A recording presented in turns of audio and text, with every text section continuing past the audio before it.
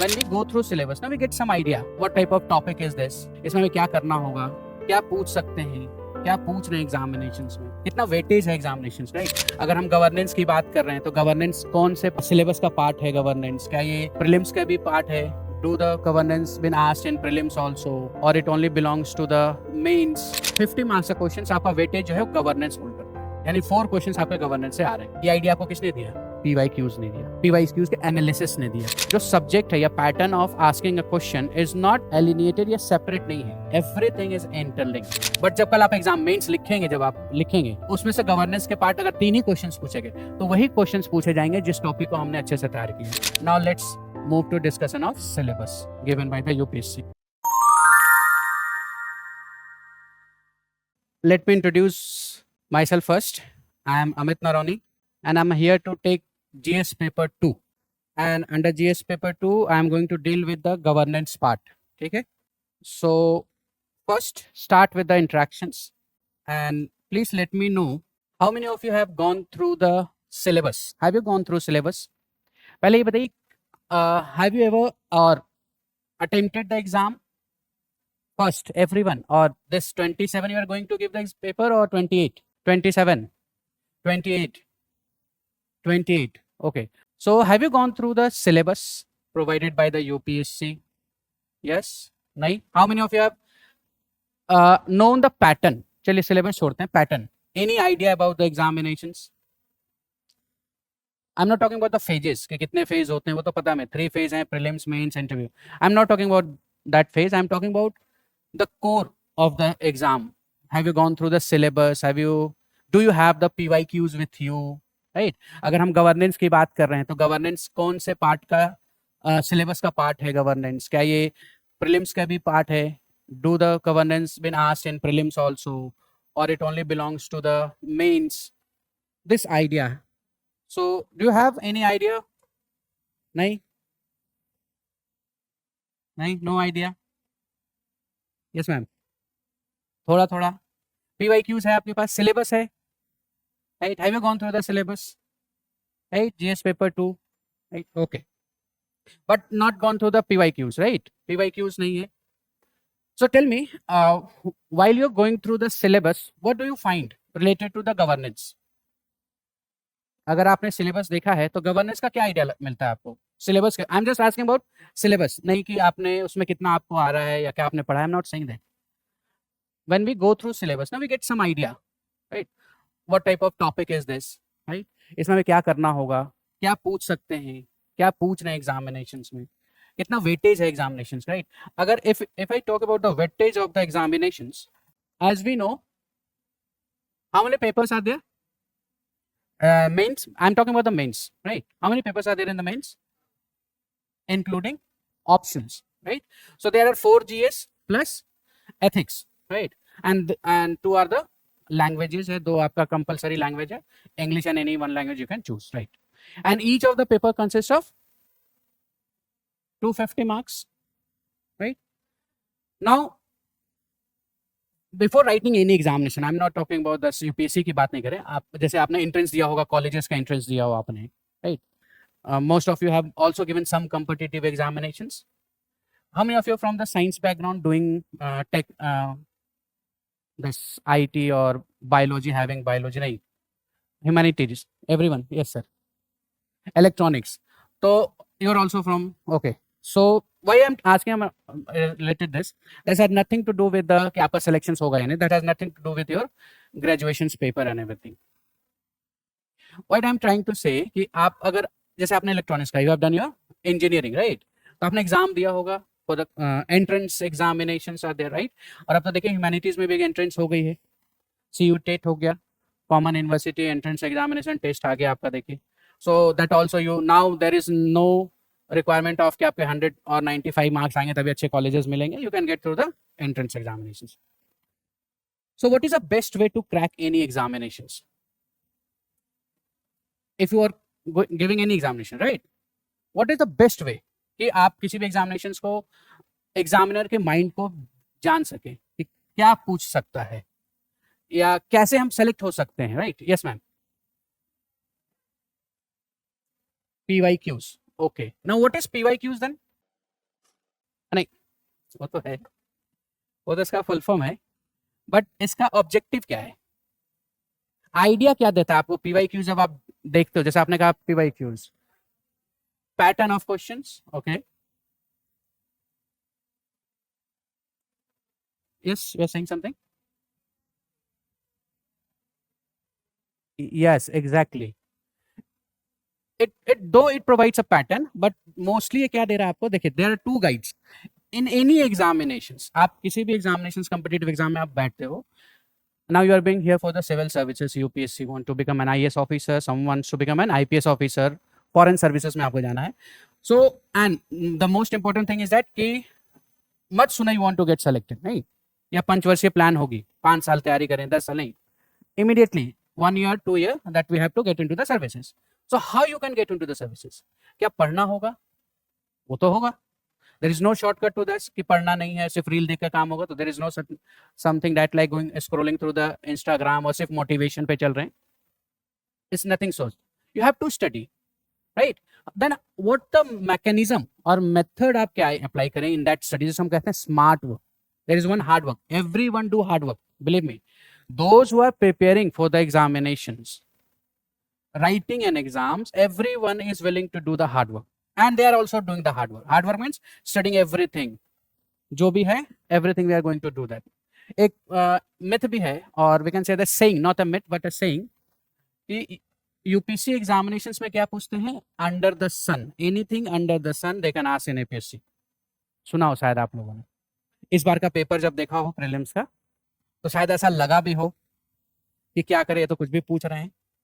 अगर आप दिल्ली जैसे शहर में बजट में आईएएस की तैयारी करना चाहते हैं तो इस वीडियो को एंड तक जरूर देखें। ये है बनो आईएएस, इसको रन करने वाले हैं UPSC qualified ex civil servant and Jamia RC alumni. यहाँ की फैकल्टी को ना केवल यूपीएससी एग्जाम का एक्सपीरियंस है बल्कि पढ़ाने का भी सालों का एक्सपीरियंस है। ये एक्सपर्ट फैकल्टी हर टॉपिक को अच्छे से एक्सप्लेन करते हैं, उसके बाद हर टॉपिक को डिक्टेट करते हैं ताकि आपके पास अपने खुद के हैंड रिटन नोट्स हो। साथ ही क्लास में प्रीलिम्स और मेंस के प्रीवियस ईयर क्वेश्चन को सॉल्व किया जाता है और डिस्कस भी किया जाता है। यहाँ पे आपको सिविल सर्वेंट्स जैसे कि आईएएस, आईआरएस और एक्स सिविल सर्वेंट्स साथ के साथ जामिया आरसी के एलुमनाइज आपको पर्सनल मेंटरशिप देते हैं। डेली आंसर राइटिंग जो कि सारे टॉपर्स रिकमेंड करते हैं, इस पर यहाँ पे बहुत फोकस किया जाता है जो कि बाकी कोचिंग्स में नहीं होता है। इसके साथ ही आपको मिलती है प्रीलिम्स और मेंस की टेस्ट सीरीज जो आपको एग्जाम के लिए रेडी करती है। यहाँ के अगर हाईलाइट्स की बात करें तो स्मॉल बैच साइजेस जिसमें 60 स्टूडेंट्स होते हैं और जीएस कोर्स के साथ आपको एसए और सीसैट की क्लासेस भी होती है जिसके लिए आपको अलग से पे करने की जरूरत नहीं है। और ये लोकेटेड है सुखदेव विहार मेट्रो स्टेशन के बिल्कुल सामने। तो देर किस बात की,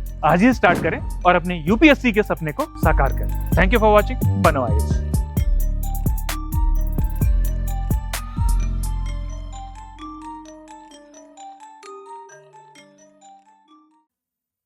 So this is not the case कि वो कुछ भी पूछ रहे हैं, they will ask that is relevant, they will ask that is connected.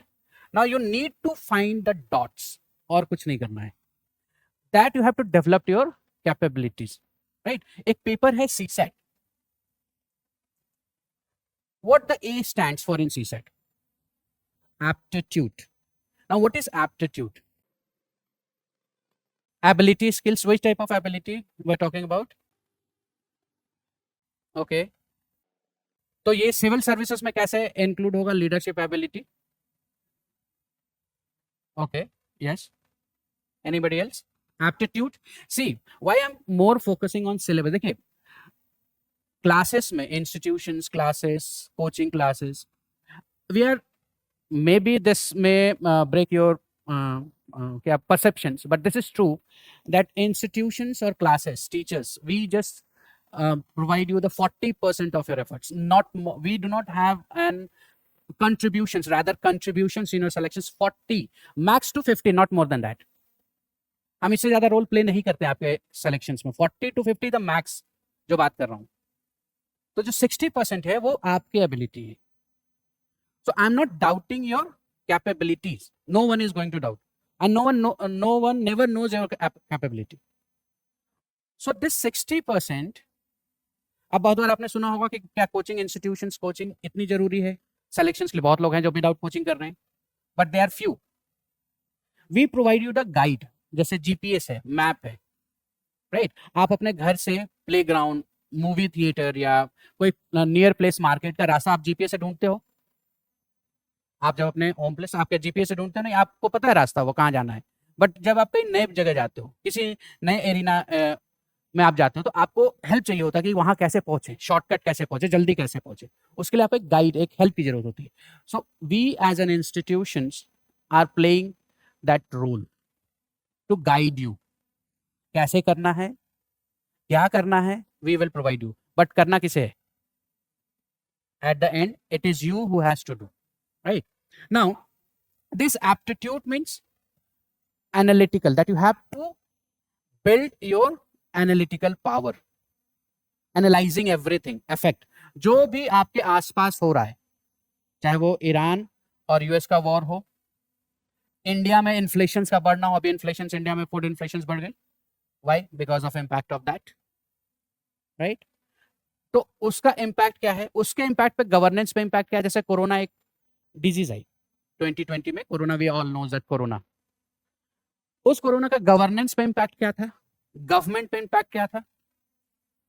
क्या गवर्नमेंट के फंक्शंस में, गवर्नेंस के पैटर्न में वो इवेंट रोल प्ले कर रही है? Exactly, that event has played a lot role in the government pattern, governance, right? This new technology which we are talking about, जो आज हम यूज करते हैं, phone, yes or no, everything we want in on our tip, that is does this requires an input in our systems? Yes, it also plays role, वो भी एक role play कर रहा है। आप गवर्नेंस में जब आप सर्विस में एंटर करोगे तो आपको ये भी कंसर्न लेकर चलना होगा आपके डिसीजन मेकिंग में, लीडरशिप में, जैसे आपने कहा।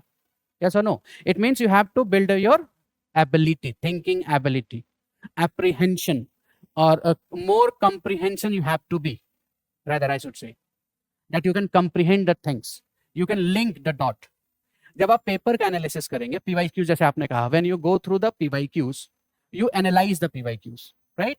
So while analyzing what you find, analysis आप पेपर कर रहे हैं तो you analyze, like suppose you if you go through the paper of 10 years back, 20 years back, जब पूछे गए गवर्नेंस पूछे गए, और आज के क्वेश्चंस में आपको डिफरेंस दिखेगा? yes or no? आज का जो पेपर पूछ रहा है वो सिंगल गवर्नेंस से पेपर नहीं पूछ रहा है, इकोनॉमिक इंपैक्ट ऑन गवर्नेंस पूछ रहे हैं, पॉवर्टी इंपैक्ट ऑन गवर्नेंस पूछ रहे हैं, ज्योग्राफिकल इंपैक्ट ऑन गवर्नेंस पूछ रहे हैं। यस और नो? बट जो ज्योग्राफिकल इंपैक्ट हमें ज्योग्राफी में पढ़नी है, गवर्नेंस तो गवर्नेंस पढ़ना है। तो what I am trying to say, the subject nowadays in the examinations, जो सब्जेक्ट है या pattern of asking a question is not alienated या सेपरेट नहीं है, everything is interlinked. So this is how you have to study, that while you are going through it, you have to link everything around you to your subject. जैसे आप newspaper पढ़ते हो, right?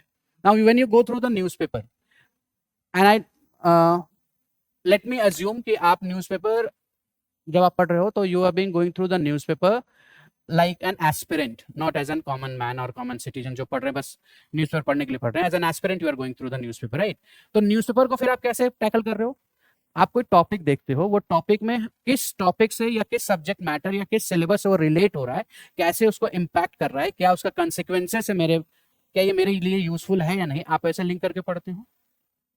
जैसे ethanol E20 की बात करें, how it is impacting production, उसका environmental impact क्या है उसका, क्या स्विच करना from the 100% petrol to the E20 is beneficial, उसके नेगेटिव इम्पैक्ट क्या हो सकते हैं, consequences क्या हो सकता है, what are the practices the other nations doing related to the ethanol service, E20 with the petrol ethanol mixing. This is how you are linking. This is what aptitude is about, right? Now when you go through the syllabus, though which we will starting with this, we'll start with the syllabus. The more important कि जब आपको ये करना है कि हमें पढ़ना क्या है, एक सवाल होता है ना कि हम क्या कैसे स्टार्ट करें। जब आप स्टार्ट करते हो, प्रिपरेशन आपने स्टार्ट की होगी, तो हमें IAS बनना है, चलिए हो गया, अब स्टार्ट कैसे करें, एक क्वेश्चन आता होगा, कहाँ से स्टार्ट करें? वो स्टार्ट आप सिलेबस से कीजिए। आपको ये आइडिया क्या देता है, क्या पढ़ना है, ये सिलेबस बता रहा है। जब आप एक बार सिलेबस को मास्टर कर लेते हो, जितने भी पॉइंट्स है सिलेबस में, जो यूपीएससी ने सिलेबस में दिया है, राइट। और यूपीएससी ने सिलेबस में कोई भी पॉइंट या कोई भी सब्जेक्ट मैटर लिस्ट में डाला है वो रैंडम नहीं है कि चलो ये भी डाल देते हैं, everything is linked. For example if I say there is one topic known as society जो जीएस पेपर 1 में है, यस और no, so why they want you to study the society? Okay, anything else? Why they want you to study art and culture, and how this is going to, I'm coming just a moment, how this is going to help you in art and culture in your service? क्योंकि आपसे वो तो जब आप service में गए तो आपसे तो ये नहीं पूछेंगे चलो अब बताओ मुगल काल में कैसे बने, what is the architecture of the Nagara style, आप वो बताओ, वो तो आपने पढ़ लिया, वो हो गया। Now you are into the service, yes or no? So how this is going to help you in the service? Yes, I'm coming, ma'am. Yes, ma'am. I'm just taking an example. Anything, yes. ये तो ठीक है, ये आपका personal development की बात हो गई, मैं कह रहा हूँ सर्विसेज में कैसे इंपॉर्टेंट है। Okay okay, yes ma'am. Implementation में हेल्प करेगी। So you want to say that, and bureaucrat, आप ब्यूरोक्रेट होंगे कल को, right? Part of executive, do you know that you are going to be part of executive, yes और no? Right, you are being part of the executive. Executive are two types, if we know कि government के जो organs, how many organs are there in the government? 3, legislature, executive and judiciary. You will be part of this executive, right? Now this executive has two parts, sub part अगर बात करें, one is temporary executive and one is permanent executive. When we are talking about the temporary executive, we are talking about politicians, ministers, not politicians, ministers, right? And when we are talking about the permanent executive, we are talking about the civil servants. So it's going to be part of the executive. Executive का role क्या है? Not only in implementations. One of the role of the executive is to implement, but what is the major role? To understand the core issue of the society. Core issue, right? हमारे यहाँ क्या है? Democracy है? नहीं, what is democracy? What is democracy? If I ask you, that's a very simple question. What is democracy? Yes, ma'am. आप बैठ जाइए, please. बैठ के जवाब दीजिए, no issue. Yes. So rule by people. Participations of the people. Rule by people is one of the facet of democracy. Democracy means rule of a people. The people by themselves the rule, right? अब आपने कहा by electing the representative, right? But कुछ ऐसे nations भी हैं जहाँ पर representative नहीं, they are practicing in the direct democracy. जैसे referendum हो, आपने एक term सुना होगा, maybe if you are going through this newspaper ना, एक Brexit term है, Brexit. Have you heard about this term? नहीं? How many of you have heard about this? नहीं? Yes ma'am. अच्छा चलिए, इससे रिलेटेड एक टर्म है, शायद वो आपने सुना हो, European Union. Now can you link? अच्छा, कितने मेंबर हैं यूरोपियन यूनियन में? Yes, the Britain has opted for exit from the European Union, earlier they are the part, इसलिए ब्री एग्जिट क्यों कहा? Britishers are want to exit from that union ना, European Union. So ये decision किसने लिया कि हम यूरोपियन यूनियन से बाहर होंगे? डिसीजन किसका था? ब्रिटिशर्स का था। But which organs? एग्जीक्यूटिव। हमारे यहाँ अगर मान लीजिए we have decided we should go with the Canada or we should have a relations, good relations, we will support Israel और जो भी, who is taking decisions? Executive, prime minister मिल रहे हैं बाहर जाकर, या फॉरेन मिनिस्टर मिल रहे हैं, राइट? डील फाइनल कर रहे हैं, राइट? अभी एससीओ मीटिंग में जाएंगे, वहां डील फाइनल होगी, तो they are executive, they are doing, these are being done by the executive. But उसका इम्प्लीमेंटेशन वो एक्सेप्टेबल है या नहीं, that is to be decided by the people, because we are living in democracy. So this we will decide कि we want that policies or not। आप तो उनके साथ चले आए कर करके, लेकिन क्या वहां जो आपने डील साइन की, एग्रीमेंट किया, कन्वेंशंस किया, एमओयू साइन की, क्या वो डायरेक्टली इंप्लीमेंटेबल है? नहीं। First it will be put in the parliament, parliament will pass that through the motions, and when it get the required number of majority support from the parliament, and parliament is a representative of, it represents what? Parliament represents what? People. Getting my point? Yes sir. So democracy, though it is a rule of the people, but it more about participations of its citizens, right? तो हम citizens की बात कर रहे हैं, तो what we are talking about? We are talking about a stakeholders. तो आप भी एक stakeholder हो ना गवर्नमेंट में, यस और नो, राइट? तो अब आप जब स्टेक होल्डर हो तो इट इज रिक्वायर्ड कि your opinion should also be taken, कि क्या पॉलिसी आपको। सेल्फ रूल इज व्हाट, हम जो ब्रिटिशर्स के साथ हमने कहा अभी स्वराज, नहीं कहा ना, swaraj is my birthright, Tilak साहब ने कहा था, right? We want, Gandhi ji ने कहा स्वराज, स्वराज खुद का राज। तो what does it mean? It means the rule by self, हमें जो रूल चाहिए वो हम खुद तय करेंगे, हमें क्या रूल चाहिए। This is what democracy is about, right? In this democracy the role, major role is played by whom? Permanent executive, civil servant, क्योंकि temporary executive they are been therefore, why they are known as a temporary executive ministers, they are for the limited period 5 years, या हो सकता है उससे भी कम हो, अगर government नहीं है तो उससे भी कम होंगे, या 5 years होंगे। बट आप जब सिविल सर्विस में एंटर करोगे तो you will be the part of executive, permanent executive. So your role is not only implementation, जो हमें ज्यादातर लगता है कि एग्जीक्यूटिव का रोल क्या है, इम्प्लीमेंट करने में। Your role is also related to make ensure the people कि आपके जो प्रॉब्लम है, चाहे वो वाटर रिलेटेड प्रॉब्लम हो, right, road infrastructure related problem हो, हेल्थ रिलेटेड प्रॉब्लम हो, वो कंसर्न, वो एड्रेस कौन करेगा? एग्जीक्यूटिव करेगी। लोअर लेवल, जैसे आप सपोज कीजिए you required an caste certificate, issue कौन करता है? गवर्नमेंट करती है। बट क्या आप डायरेक्ट सीएम या पीएम से जाकर के लेते हो? नहीं, आप वो कास्ट सर्टिफिकेट, बर्थ सर्टिफिकेट जो आप बनाते हो, ड्राइविंग लाइसेंस जो आप बनाते हो, आधार कार्ड जो बना रहे हो आप, या पासपोर्ट जो आप बना रहे हो, ये कौन, इशू तो गवर्नमेंट कर रही है, बट ये डिलीवर कौन कर रहा है? Lower level of administrator, lower level of executive, yes और no? So executive, that's what when I said executive's role is not only in implementing the laws, their major role is also in the formations, tackling the issues faced by the people. क्योंकि democracy का मतलब है self rule, लेकिन self rule हमें क्यों चाहिए? Why we want self rule? Swaraj क्यों चाहिए हमें? Democracy we all know, rule by people, by the people, for the people, of the people, ठीक? वाई स्वराज? क्यों स्वराज चाहिए?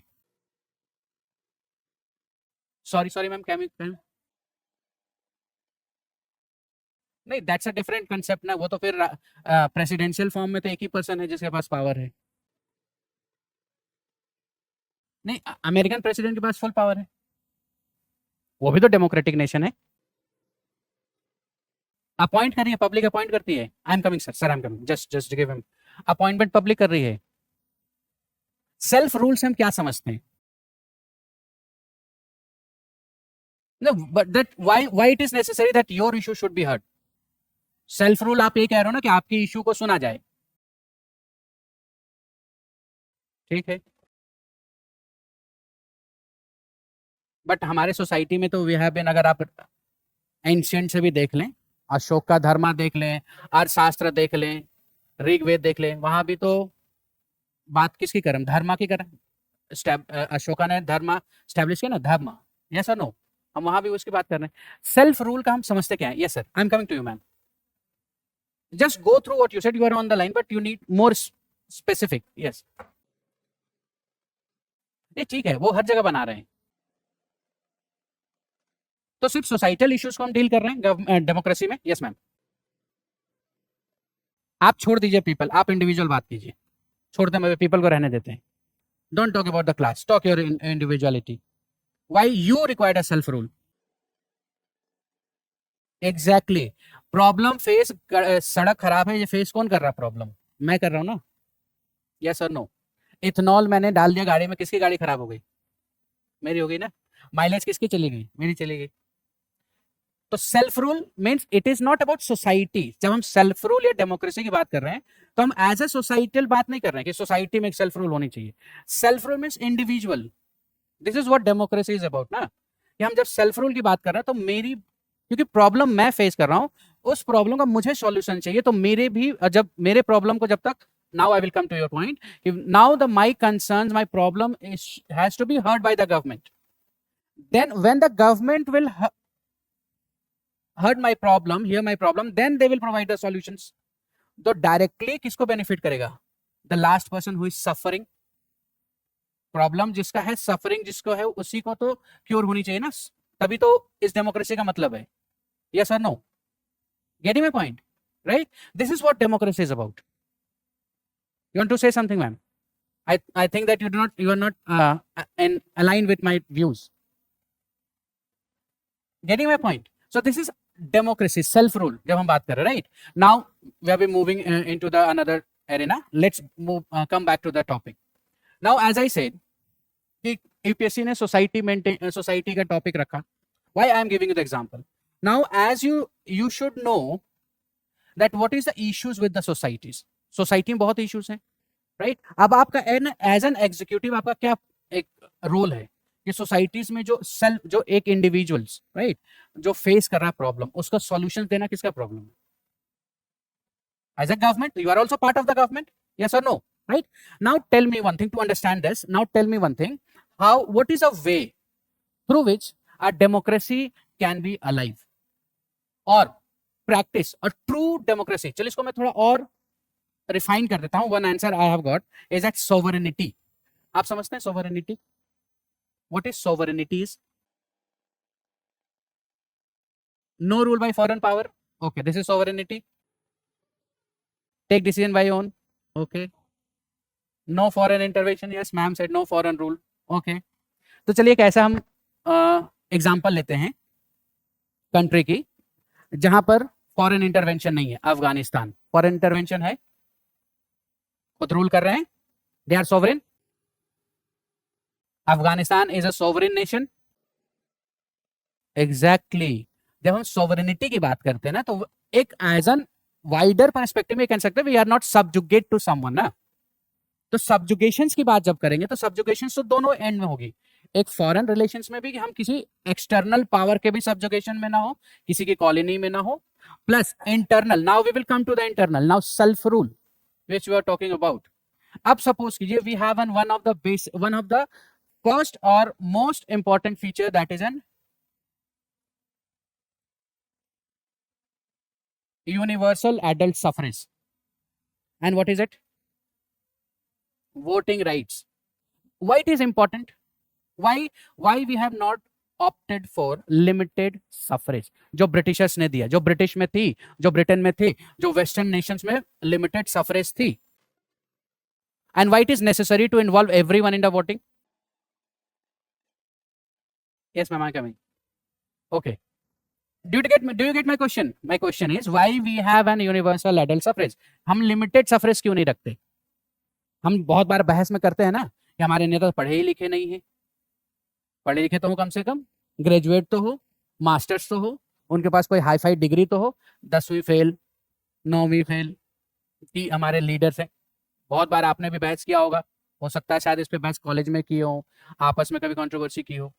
सो क्यों ऐसा है? क्यों नहीं हम एजुकेटेड लोगों को ही पॉलिटिशियंस बनाएं? Yes ma'am. बट क्यों? आपने बिल्कुल सही कहा कि हम बहुत डाइवर्स नेचर हैं, सबके अलग अलग डिमांड है. So everyone should get a right to vote. Okay, चलिए उनको भी दे दिया राइट है हमारे यहाँ. यस सर, उनको भी दे दिया. बट क्यों दिया? तो इससे क्या इंपैक्ट होगा?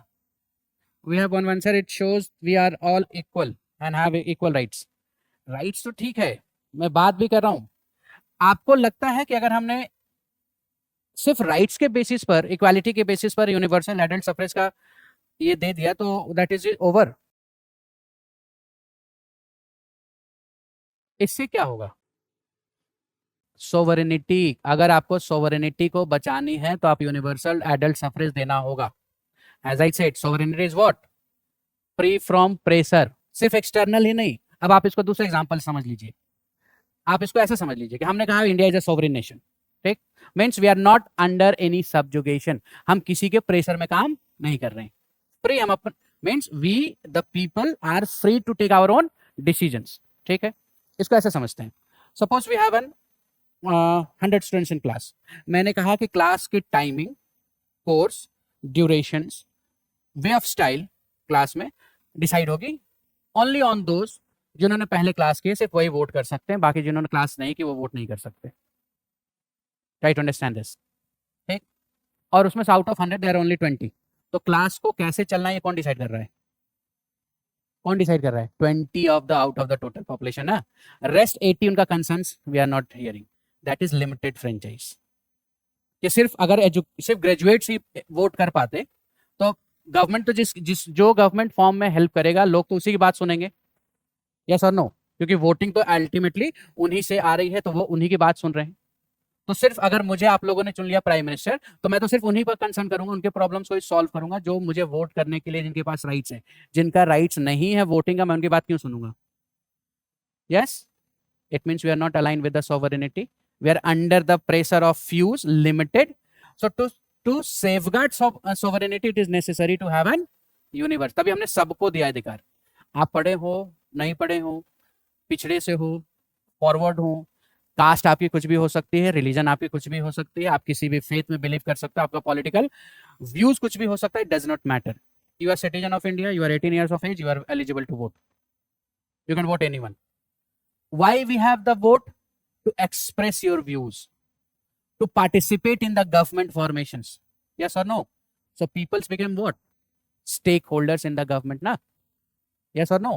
Ultimately then through this voting rights हमने जो दिया उनको, जो हमें मिला, वो हम उससे हमें क्या बनाया उन्होंने?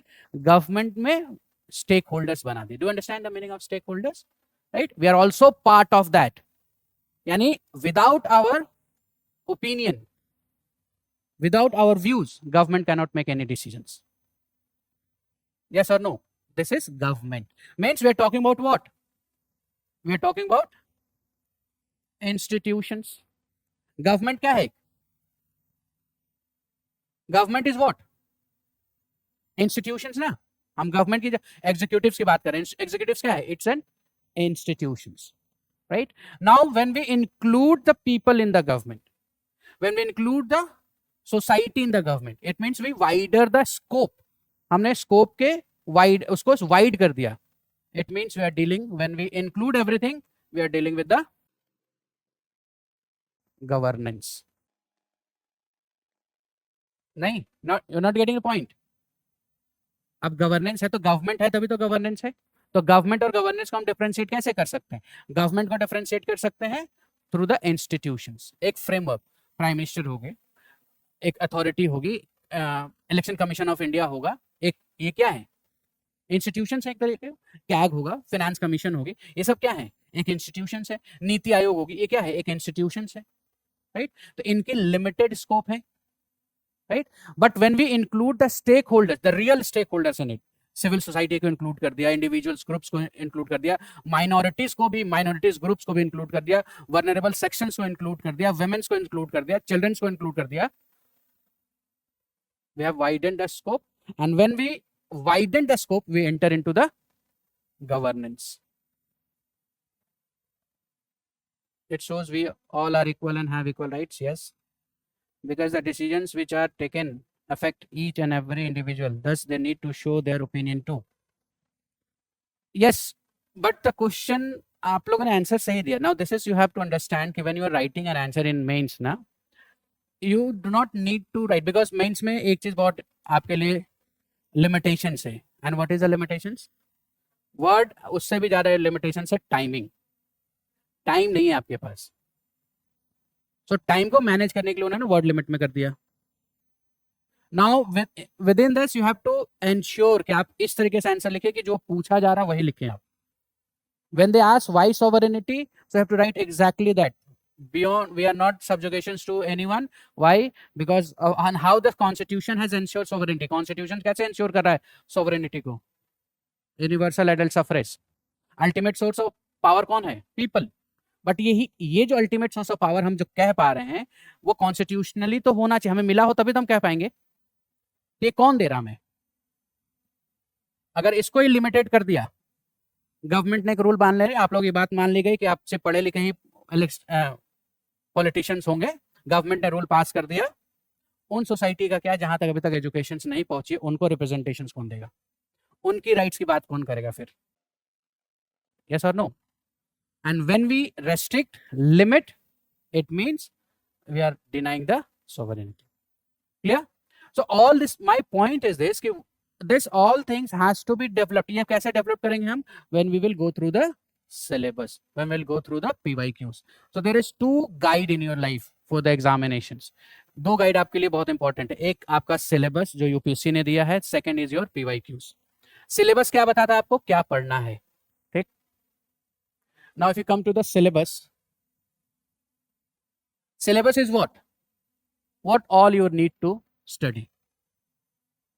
किसी भी टॉपिक की आप बात करें, any topic, if you are going through the, take out the syllabus जो आपने उसको दिया है. How you should start your preparations, the questions most of you face, ना कि कैसे शुरू करें. Start with the syllabus. किसी भी जीएस के टॉपिक का, आप अपने ऑप्शंस के टॉपिक को अगर आप चूज कर रहे हैं तो आप उसको सिलेबस को ले लो, सिलेबस को आप अच्छे से पढ़ो. This will give you the idea क्या क्या पढ़ना है और कैसे पढ़ना है, right. When you approach to the examinations, अब एग्जामिनेशंस में पूरा सब कुछ तो नहीं पढ़ा जा सकता. That will help you through the PYQs. कि इसमें जो आपने पढ़ा वो कितना और इंपॉर्टेंट कंसाइज कर सकते हैं हम एग्जामिनेशंस के लिए. That is PYQs. So when you start your preparations with the combinations of syllabus and PYQs, it means कि आप जो पढ़ रहे हैं और उसके हेल्प से आप PYQs को सॉल्व कर पा रहे हैं मेंस में, प्रीलिम्स में. कुछ टॉपिक ऐसे हैं जो प्रीलिम्स में भी हैं, मेंस में भी हैं. कुछ ऐसे इंडिविजुअल टॉपिक हैं जो सिर्फ मेंस में हैं, जो हम गवर्नेंस डील करने जा रहे हैं. ये सिर्फ मेंस का टॉपिक है. तो क्लासेस में आपसे ये चाहूंगा कि क्लासेस जो हम डेली रेगुलर बेसिस पे जो क्लास कर रहे हैं, जो भी टॉपिक हम करेंगे उससे रिलेटेड मैं क्वेश्चंस आपको दूंगा जो PYQs में पूछे गए हैं, जो प्रीवियस ईयर्स में एग्जामिनेशंस में क्वेश्चन है वो देंगे, आप उसको लिखो. But I have also, the class is also having a limitations. We cannot discuss every questions came into the examination related to copyright. Now my opinion is this, or advice rather I should say, कि आप class के बाद PYQs को refer करो. किसी भी class के बाद आप PYQs को रेफर करो. Why I want you to refer to the PYQs is this, कि पहली चीज आपको ये होगा, कॉन्फिडेंस आएगी कि what we have been going through in the class जो हम कर रहे हैं वो कितना हेल्पफुल है आपके लिए. क्या वो हेल्प कर रहा है आपके PYQs को सॉल्व करने में या नहीं. क्या क्वेश्चन पूछेंगे कोई नहीं जानता. एग्जामिनेशन में क्या पूछा जाएगा, then no one knows, right. But the topic will be there, whether you have been covering that topic or not, whether you having a sufficient material with you or not to write an answer in the examinations. So this is how the syllabus will help you. PYQs आपको restrict करेगा कि चलो आपने 10 topic पढ़ा syllabus में, अब इसमें से कितने ऐसे टॉपिक हैं जो एग्जाम के लिए मुझे ज्यादा इंपॉर्टेंट है और जो रिवाइज करने पड़ेंगे during the exam. That will help you through the PYQs, जिस पे आपको ज्यादा फोकस करना है, right. Okay, so as we are seeing, as I said, this paper GS2 of 250 marks, right? And how many questions? 20 questions are there, right? इसमें GS paper 2 में कितने subjects हैं? एरियाज अगर मैं बात करूं, so it consists of constitution, polity, governance, social justice and international relations, right? There are 5 topics given under GS paper 2. If we talk about this governance part, the weightage, जैसे मैंने आपसे कहा कि PYQs ये सिलेबस बताता है आपको कि क्या क्या पढ़ना है, लेकिन जब आप PYQs में आएंगे तो आपको वेटेज भी तो पता होना चाहिए. एग्जाम से 1 दिन पहले, 2 दिन, 10 दिन पहले आपको पता होना चाहिए कि ये पढ़ने से फायदा है या नहीं, एग्जाम में क्वेश्चंस आ रहे हैं या नहीं, पूछ रहे हैं या नहीं. PYQs. So when you go through the PYQs, you will come to know कि out of 250 and 20 questions, the 4 questions were from governance. And out of this 4, there were 2 questions of 10 marks and 2 questions of 20 marks would be there. It means, 15 marks questions of 2. It is total.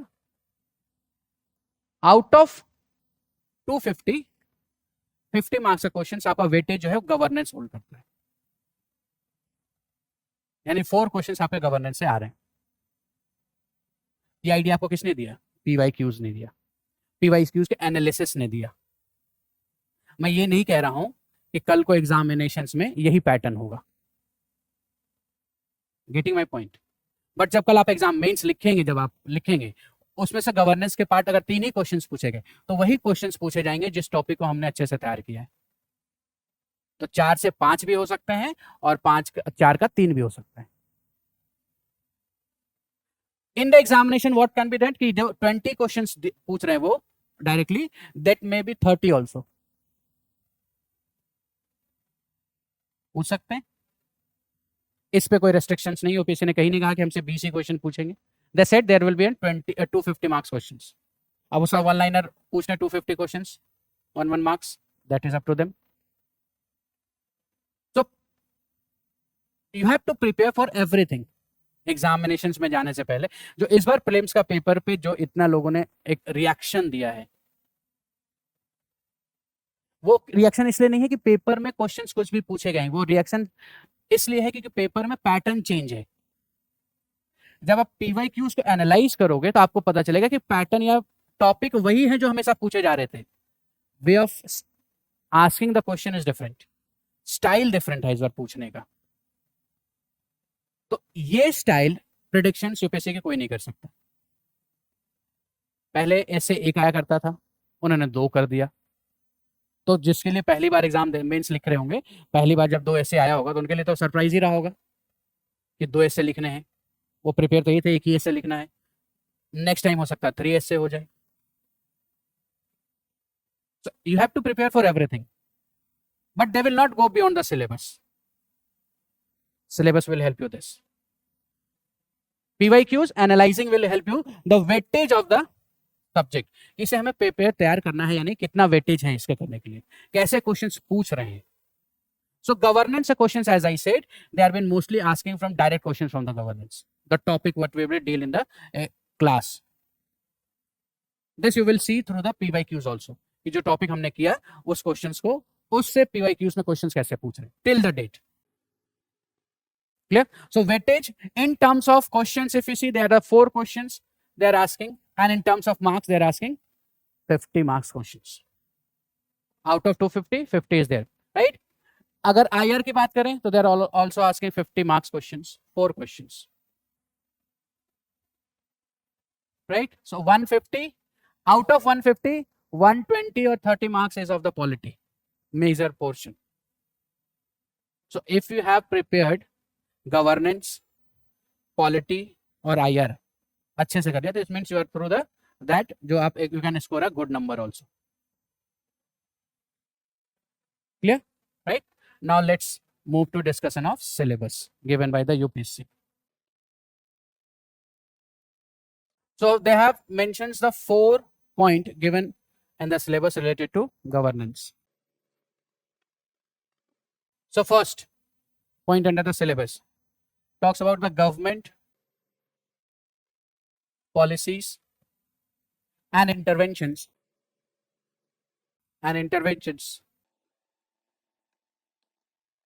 for development and issues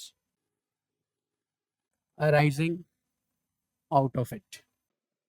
This is the first point under the syllabus. Government policies and interventions for development in various sectors and issues arising out of it and in its implementations, designs and implementations. Okay, this is the syllabus. Now what we have to study under this? What do you understand by this point? अगर UPSC ने कहा कि आपको ये पढ़ना है तो क्या पढ़ना है इसमें? How you can deal with the syllabus? Government policies and interventions for development on various sectors and issue arising out of it. Out of it means its design and its implementations. This is the first point. So what we need to study under this? How we should prepare this point of the syllabus. So कैसे prepare करें कि जो questions पूछे जाएं वो हम tackle कर सकें? Any idea? Any idea about this point? नहीं? Yes ma'am. नहीं पढ़ेंगे इसको प्रिपेयर कैसे करेंगे? अगर ये टॉपिक इससे एग्जाम में पूछा कि ये टॉपिक है, इस आपको आप रेडी करो, इस पे मैं क्वेश्चन पूछूंगा आपसे, तो इस टॉपिक में आप क्या क्या करोगे जो अकॉर्डिंगली टू द डिमांड होगा? Government policies, the first point, government policies. Now government policies we are talking about what? आपने सुना होगा PM JAY. Have you heard about the PM JAY? PM की जय हो। प्रधानमंत्री Jan Arogya Yojana, yes or no, related to what? This PM Jay, प्रधानमंत्री Jan Arogya Yojana is related to what? The advanced version of Ayush Bharat, Ayushman Bharat, but है क्या ये? Health insurance, yes or no? So this is tackling what? This policies of the government is tackling what? It is tackling the health issues.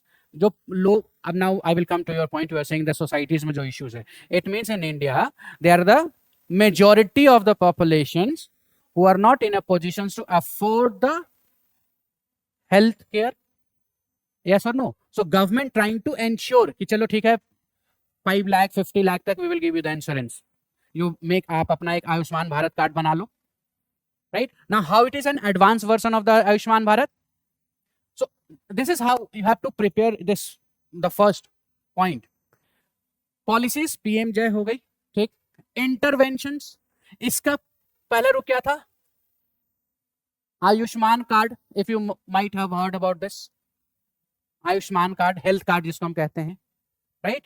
So what was there in the Ayushman card? The persons who belongs to 70 years or above the age, they can get an Ayushman card और उनको एक medical insurance government की तरफ से they will be given.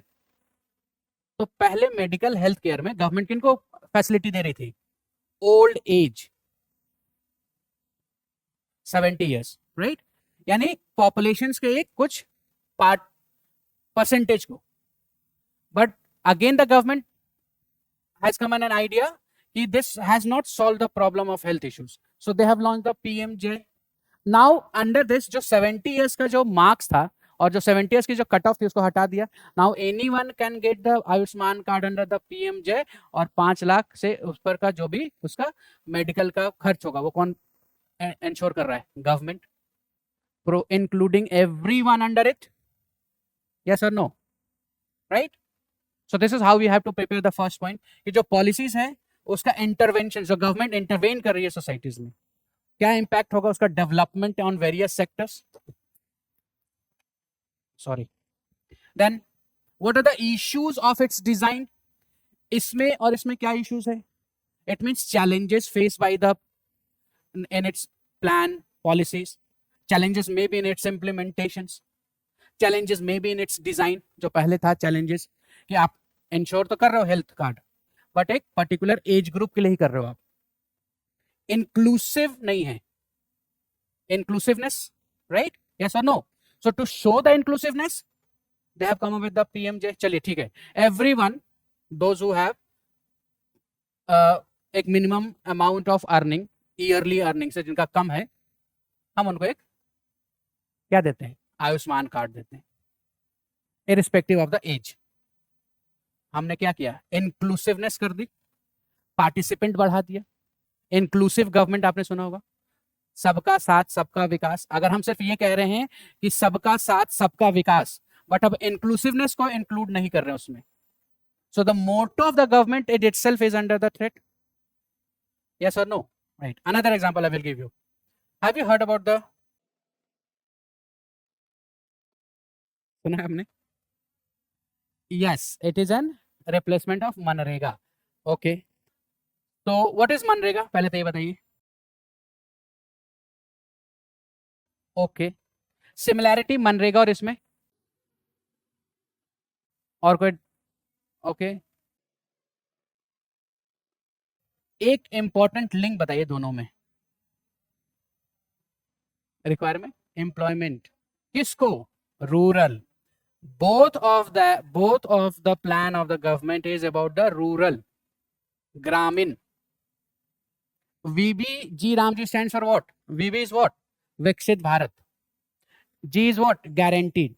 Are is what? Rozgar. A is what? Ajeevika. M is what? Mission in Gramin. So MNREGA भी ग्रामीण के लिए था, रूरल एम्प्लॉयमेंट जनरेशन स्कीम में MNREGA is also there. Similarly, this G Ram G is also for the rural employment, right? So why they have changed into the G Ram G? This is what you have to prepare.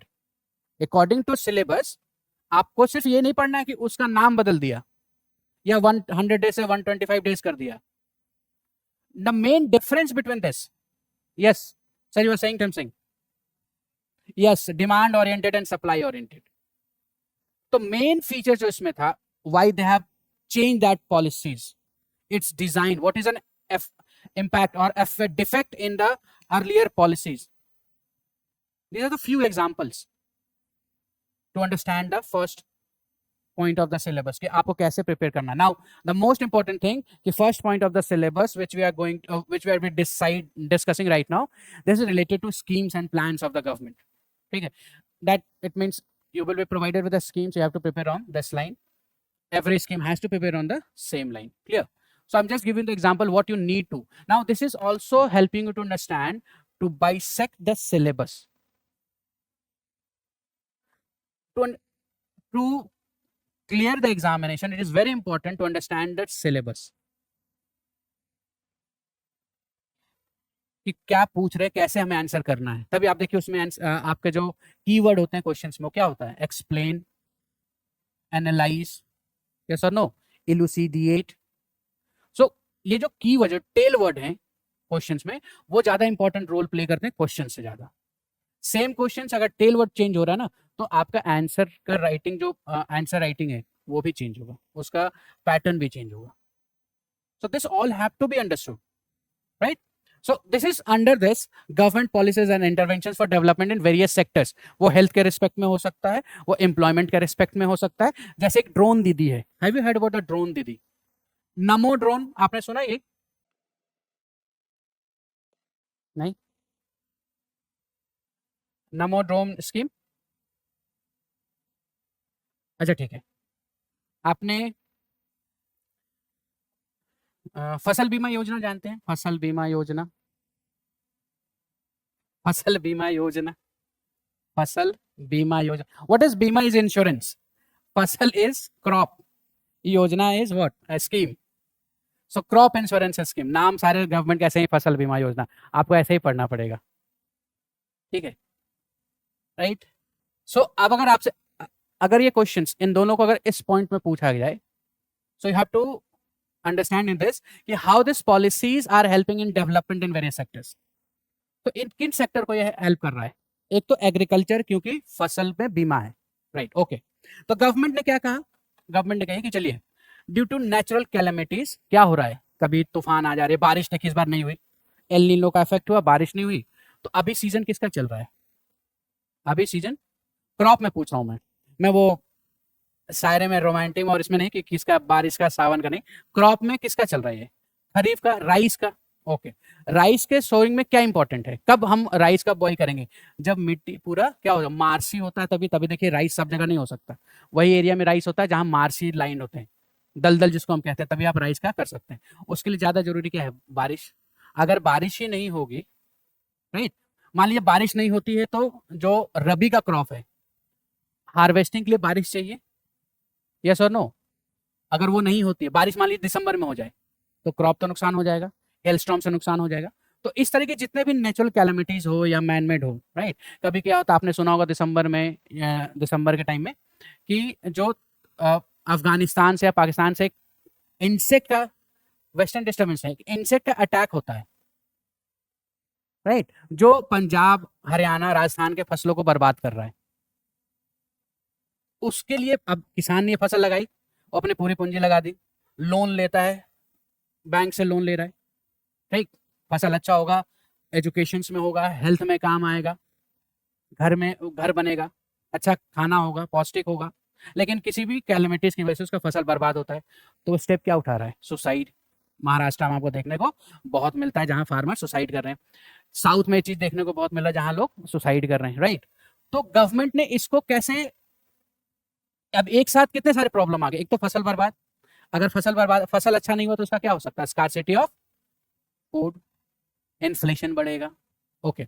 Farmers का भी, individuals भी तो एक problem होगी कि उनको जो उन्होंने लगाया पैसा, जी, लोन रीपेमेंट नहीं हुआ, तो बैंकिंग सेक्टर भी इंपैक्ट हो सकता है, यस और नो?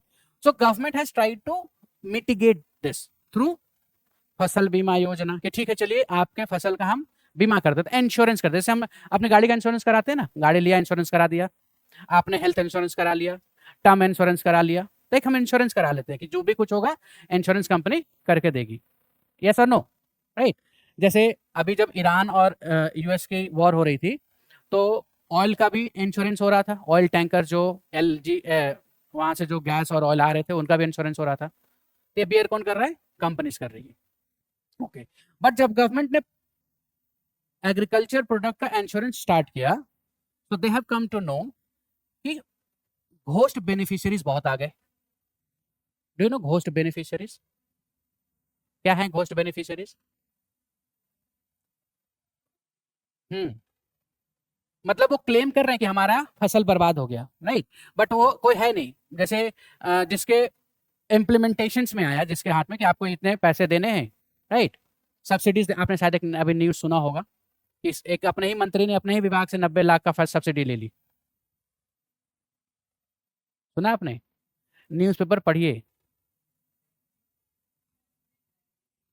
एमपी में नहीं, वो केंद्र का ही है, सेंट्रल मिनिस्टर जिसके आप बात कर रहे हैं। तो ये एक तरीके से कैसा है ये कि इसमें भी करप्शंस आने लगा, राइट। तो करप्शंस दो तरीके के होने लगे। एक क्या हो गया कि जो हम सब्सिडी दे रहे थे या जो इंश्योरेंस का पैसा दे रहे थे, हम उनको ज्यादा टारगेट कर रहे थे या उनके पास ज्यादा जा रही थी, जिन्होंने कभी फसल लगाया ही नहीं लेकिन वो क्लेम कर रहे थे, या मिडिल मैन ले रहा था, राइट। जैसे तहसीलदार ले ले पैसा, कानून को ले ले पैसा कि ठीक है आप इतना परसेंट मुझे दो, फिर आपका मैं पास कर दूंगा file, you will get that thing. First corruption यहाँ पर हो रही थी। इसको गवर्नमेंट ने कैसे टैकल किया? डीबीटी सुना आपने? What is DBT? Direct benefit transfer. इसको कैसे direct benefit transfer? They have come up with the jam Trinity. Jam Trinity is what? Jan Dhan Aadhaar mobile interlinking.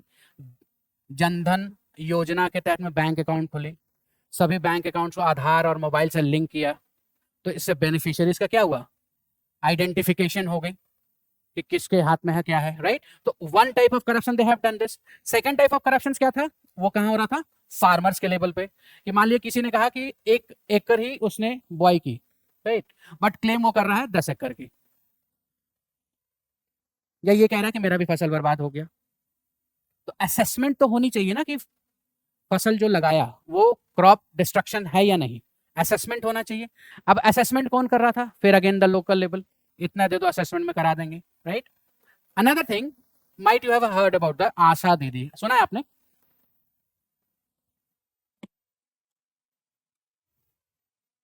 मतलब ये आपके पर्सनल दीदी नहीं है, आशा नहीं, आशा वर्कर, यस, सुना है आपने?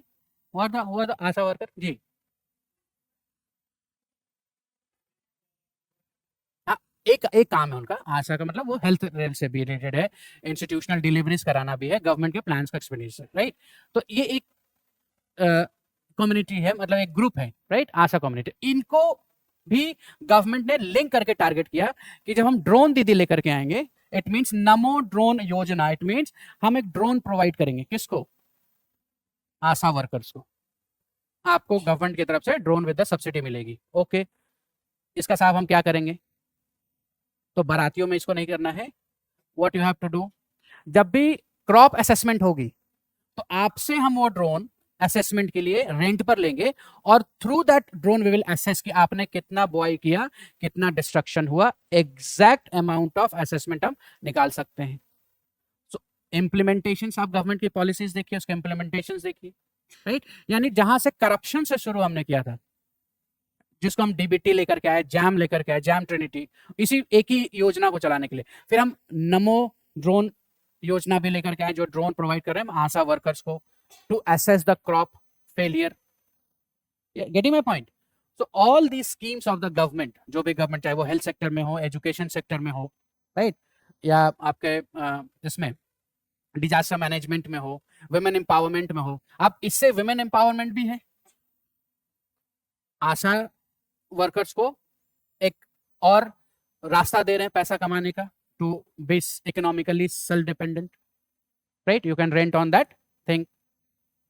सो all these schemes, the government schemes recently अब आप कहिए कि गवर्नमेंट बहुत सारे स्कीम्स लेकर के आ रही है, राइट? तो कैसे करेंगे? तो जितने इंपॉर्टेंट स्कीम्स हैं जो चेंजेस ला रहे हैं, जो एक्सक्यूज मी, जिनका इम्पैक्ट है सोशल में, चाहे वो हेल्थ में हो, राइट? जैसे वीजी हो गया या पीएमजे हो गया, we can ask the exams how it is been implemented, what are the defect in its design, design means इसमें और क्या सुधार कर सकते हैं, right? Now why the UPSC want you to give solution, और why they are asking about the defect? तो ये तो बाद में आपको ट्रेनिंग दे देते हैं ना, अभी से क्यों पूछ रहे हैं? Okay. And why it is necessary to understand the problem? What is your role as an administrator or civil servant? To provide the solutions. सिर्फ आपका काम यही है, आपका काम सिर्फ और सिर्फ solutions देना है. To provide solutions. आपको सॉल्यूशंस देना है, गवर्नमेंट को सॉल्यूशन बताना है कि साहब ये ऐसा प्रॉब्लम है, वहां पर वाटर स्कार्सिटी है या जो भी है, रोड इंफ्रास्ट्रक्चर, हम और क्या कर सकते हैं, सिटी कंजेस्टेड हो रही है, हम उसको और कैसे एक्सपैंड कर सकते हैं, जो वाटर ब्लॉकेज हो रहा है बारिशों में, राइट? गुड़गांव क्या बन जा रहा है, वो आइलैंड बन जा रही है गुड़गांव, बारिश हो रही है 1 घंटे और उसमें वो आइलैंड बन गई, लोगों ने खरीदा था रोड पर चलने के लिए, नाव खरीदना पड़ रहा है, पेरिस का मजा ले रहे हैं गुड़गांव में बारिश में. So how you can come with that? So providing a solutions, better urbanizations. Who are going in this? Civil servants. So abhi that what you have to understand. You have to understand in this scenario कि आपको जो भी आप topic prepare करें, the problem you have to understand the problem with that defect, with that design in implementations, and what are the ways through which we can come out. कुछ questions exam में ऐसे ही पूछे जाते हैं जहां आपको direct पूछा जा रहा है, जैसे there was one question asked in examinations in GS paper 2 itself. It's been around 60 to 65 years of functioning of parliamentary form of government. Yet it has not delivered the promise it has made. Full stop. It is high time to switch to a presidential form of government. Give your opinion. अब इसमें questions, इस question से UPSC wants to judge what? तो आप इसको कैसे tackle करेंगे? अगर उसने पूछा what is your opinion, do you agree, या लास्ट में आ गया do you agree, so will start with yes और नो. क्वेश्चंस क्या पूछना चाह रहा है? क्वेश्चंस क्या है? It's been 60 or 70 years of adoption of the parliamentary form of government, yet it has not delivered the promise it has made. Full stop. यानी उसने कह दिया कि पार्लियामेंट्री फॉर्म ऑफ गवर्नमेंट किसी काम का नहीं है, जो कहा था वो पूरा नहीं किया. Full stop. It is high time, excuse me, it is high time to switch to presidential form of government. Do you agree या give your opinion? So to answer, you have to understand the first demand of the question. This was asked in mains. Why I'm giving you this example? To understand how you have to approach, what approach you have to keep in the examinations. So as I said, your major role as an administrator is what? Solutions provider. तो आप यहाँ ये नहीं कह सकते हाँ इसको बदल दो दूसरा लेकर के आओ. एक तो क्वेश्चन तो वही पूछ रहा है कि बहुत हाई टाइम हो गया, इसने कुछ भी काम नहीं किया, इसको हटाओ दूसरा लेकर के आओ. क्या कहते हो आप? So we can not do that. अब क्यों नहीं कर सकते उसका रीजन फिर हम देंगे. Because as an civil servant you are only been expected to provide a solutions to this. Solution ये नहीं, आपसे ये नहीं कह रहे ये काम नहीं कर रहा, ठीक है सर इसे हटाओ दूसरा लेकर आओ फिर करेंगे. As an administrator, because we are, why? Because we can not replace majority of the things, because we are been very scarcity resources ना. अब 1.40 बिलियन लोगों के बीच में, 140 बिलियन लोगों के बीच में एक नया सिस्टम फिर से इंट्रोड्यूस करना, it's not feasible. Getting my point? Yes और no? So solution has to be always there. तो सॉल्यूशंस कैसा होना चाहिए? तो आप जब कंक्लूजन लिखेंगे, कंक्लूजन में क्या लिखेंगे आप? Solutions, positive solutions. आप जब भी कंक्लूजन लिख रहे हैं, write always a positive solutions ki though it has many defect or this defect or that defect, but if you do this, the defect can be minimized, with the output can be maximized. This should be the approach as an civil servant. This is what expected in examinations. Getting my point? Yes or no? Right? So this is the first point of the syllabus. So iske liye what we have to do, we have to go through that various plans and policies of the government, ठीक है। मैं अब इसको कैसे target, एक कुछ ऐसे plans और पॉलिसीज होंगे जो अभी लॉन्च हुई है और बहुत उस पर इम्पैक्टफुल है, मेजर आप कह सकते हैं, दैट प्लेज मेजर और रिवोल्यूशनरीज हो। सेकेंड, 10 ईयर्स हो गया हो, 20 ईयर्स हो गया हो, 25 ईयर्स हो रहा हो प्लान्स और पॉलिसीज के, या किसी पॉलिसीज में बहुत पहले उसको अभी चेंज किया गया हो। So this type of policies has to be prepared. Yeah. Now moving to the second point of the syllabus. Any doubt in this?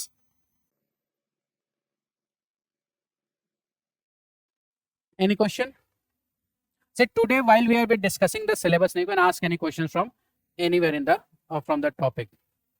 When we'll start this class, na, we will restrict ourselves to the topic in question. Okay. But I will always encourage you to ask if you are willing to ask or you are not getting anything. So feel free to ask questions. Okay. चलिए.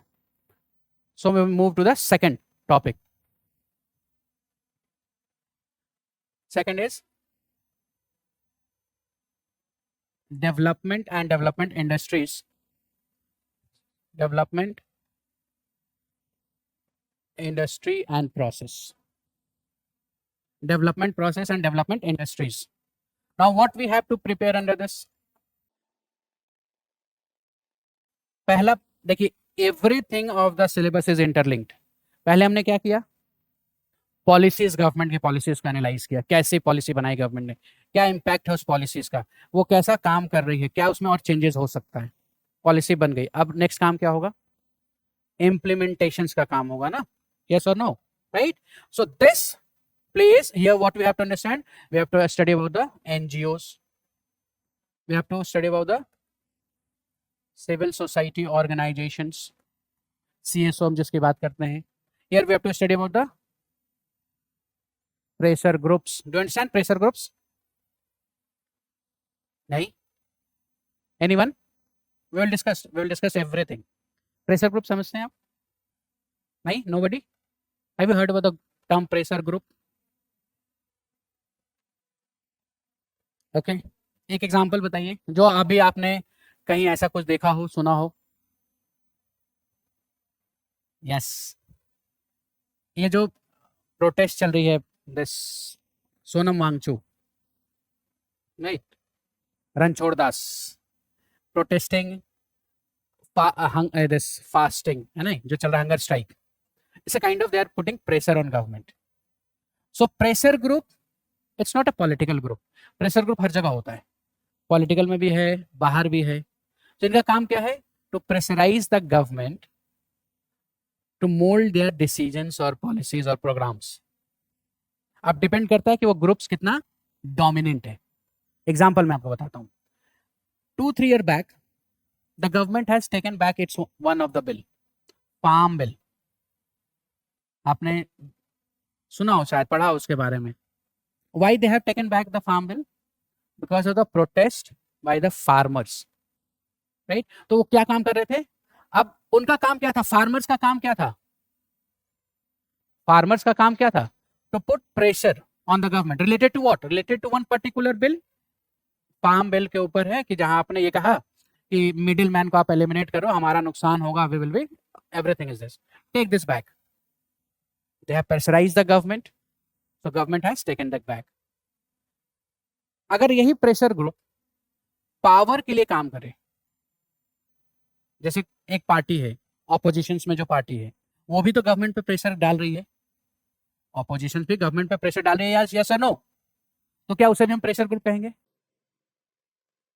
There is one opposition in parliament, ठीक, they are also putting pressure on government, ये bill नहीं, वो bill नहीं, ये नहीं, वो नहीं, means they are pressurizing the government. So can we say that also the group has a pressure group? नहीं, why? Because the objective of the pressure group is not to take the power. अगर कोई pressure group power के लिए objective है कि हमें power में आना है, हमें गवर्नमेंट फॉर्म करना है, they are not longer a pressure group. जैसे स्टूडेंट यूनियन हो गई, एनएसयूआई हो गया, राइट, एवीपी हो गई, एसएफआई हो गई, राइट, बहुत जो स्टूडेंट्स कॉलेजेस में चल रहे हैं, वो ऑर्गेनाइजेशंस वो एक किस तरह के काम कर रही है, प्रेशर ग्रुप की तरह काम कर रही है, प्रेशराइज कर रहा है गवर्नमेंट को या कॉलेजेस को। वो ये नहीं कह रहा कि हमें प्रिंसिपल बना दो, they are acting as a pressure group. Environmentalist हो गए, बहुत सारे एनवायरमेंटलिस्ट भी होते हैं, जैसे आपने देखा सुना होगा चिपको मूवमेंट या नर्मदा बचाओ आंदोलन, नहीं दोनों सुना होगा हाँ, right. So they have acted as a pressure. Chipko movement was a part of आज के टाइम में Uttarakhand, that at the time of the Uttar Pradesh, the hilly regions of that, वहां गवर्नमेंट क्या कर रही थी, पेड़ काट रही थी। So why this came to be known as a Chipko movement, क्योंकि वो चिपक गए पेड़ से सभी, जब वो पेड़ काटने नहीं दिया, दे आर प्रेशराइजिंग कि आप यहाँ पर ये काम नहीं कर सकते। So the pressure group aim is not to acquire the power, as soon as they culminate or they start the showing their interest in acquisition of power, they are no longer a pressure group. ठीक है, yes or no? तो कुछ political party ऐसे भी हैं जिन्होंने start pressure group की तरह किया था, बट आज वो प्रेशर ग्रुप नहीं है। अन्ना हजारे से निकली हुई पार्टी जो काम कर रही थी प्रेशर ग्रुप की तरह, लोकपाल बनाओ, लोकायुक्त बनाओ, करप्शन हटाओ, आरटीआई की मांग की उन्होंने। They have initially they have acted as an pressure group, but ultimately they have moved into towards what, capturing the power. So then now they known as a political party, not a pressure group. So acquisitions of power अगर जहां होगा, जहां ये objective है कि हमें power government को throw करके पावर में बैठना है, that particular group will not be considered as an pressure group. So this has to be studied under this. NGOs are who? NGOs. Now, this NGOs or CSO, this civil service or civil society organizations, जानते हैं आप NGOs के बारे में? नहीं जी, sorry, हाँ okay, नहीं, that is an example. What is NGO is basically non-government organized. Okay, what is non-government organization? इसको ना एग्जाम में जब आपसे पूछे क्वेश्चंस अगर पूछे गए जाएंगे तो इसको ऑल्टरनेट पूछा जा सकता है। क्या पूछ सकते हैं? How the state and non state actor plays a role. तो स्टेट तो कौन हो गया? जब हम स्टेट की बात कर रहे हैं, हम किसकी बात कर रहे हैं? गवर्नमेंट की बात कर रहे हैं, स्टेट मशीनरीज की बात कर रहे हैं, एग्जीक्यूटिव की बात कर रहे हैं। जब हम नॉन स्टेट एक्टर की बात कर रहे हैं तब वो कौन है? वो ये डेवलपमेंट पॉलिसीज वाले, चाहे वो एनजीओ हो सकते हैं, प्रेशर ग्रुप हो सकते हैं, सिविल सोसाइटी ऑर्गेनाइजेशन हो सकती है। They are the non state actors, means they have no role to play in the government, still they are being helping in implementations. सब काम किस में कर रहे हैं? इम्प्लीमेंटेशंस में कर रहे हैं, right. So all of this, चाहे इसमें और कुछ जोड़ ले, जैसे SHG सुना है आपने, self help groups, right? Then there are certain donors also, charity. Now again the two different terms, donors and charities. Differences पता है आपको donors और charities में? Trade unions. Trade union is an example of pressure group. जैसे मजदूर union आपने सुना होगा, नहीं? रेलवे में जब आप ट्रेन से सफर करते हो तो एक पूरे रेट में लिखा हो रेलवे मजदूर यूनियन संगठन करके, दिल्ली चलो something. So they are been pressure groups. अब प्रेशर ग्रुप्स में बी इनसाइडर प्रेशर ग्रुप और outsider pressure group. Insider pressure group कैसे? जो सिस्टम के अंदर है, जो यूनियन है, जैसे IAS का भी एक लॉबी है, यूनियन है, वो भी एक तरीके का प्रेशर ग्रुप है। गवर्नमेंट के ऊपर प्रेशराइज बना सकते हैं कि हमारी सैलरी बढ़ाओ, राइट। अब हमें गाड़ी में 4 चक्का नहीं 8 चक्का दो, they can pressurise. Outsider pressure, जैसे एक एम्प्लॉय, जैसे आपने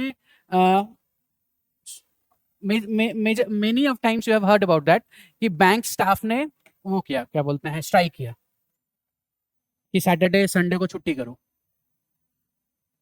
दे are acting as a pressure group, insider pressure group, part of the state but still they have the union, नहीं। सो वैसे ही ट्रेड यूनियन हो गई, so they are also the pressure groups. they are the pressure groups, they are not the self help groups. As the name suggests, ये कैसे groups है जो खुद की मदद खुद कर रहे हैं, self help groups.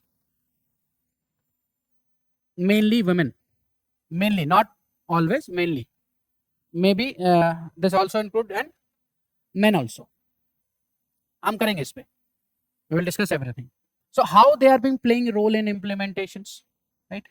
And when we talk about, when we will do this developmental process and developmental industries, that includes NGOs, civil society organizations, pressure groups, self-help groups, donors, charity, right? Since we are talking about this all, और इसकी बात करें अगर, so they will provide the platform to the people, the stakeholder, the real stakeholder, to participate in the government. और फिर when they will help in this, it means we are talking about the governance, wider perspective की हम बात कर रहे हैं. NGOs do what? NGOs works in the women's empowerment. NGOs education, जैसे बचपन बचाओ आंदोलन है आपका, yes or no, right? You have taken the name of Pratham is also there workings. Lot of NGOs working in sanitation field, heritage पे है, women's health से बहुत लोग काम कर रहे हैं, right?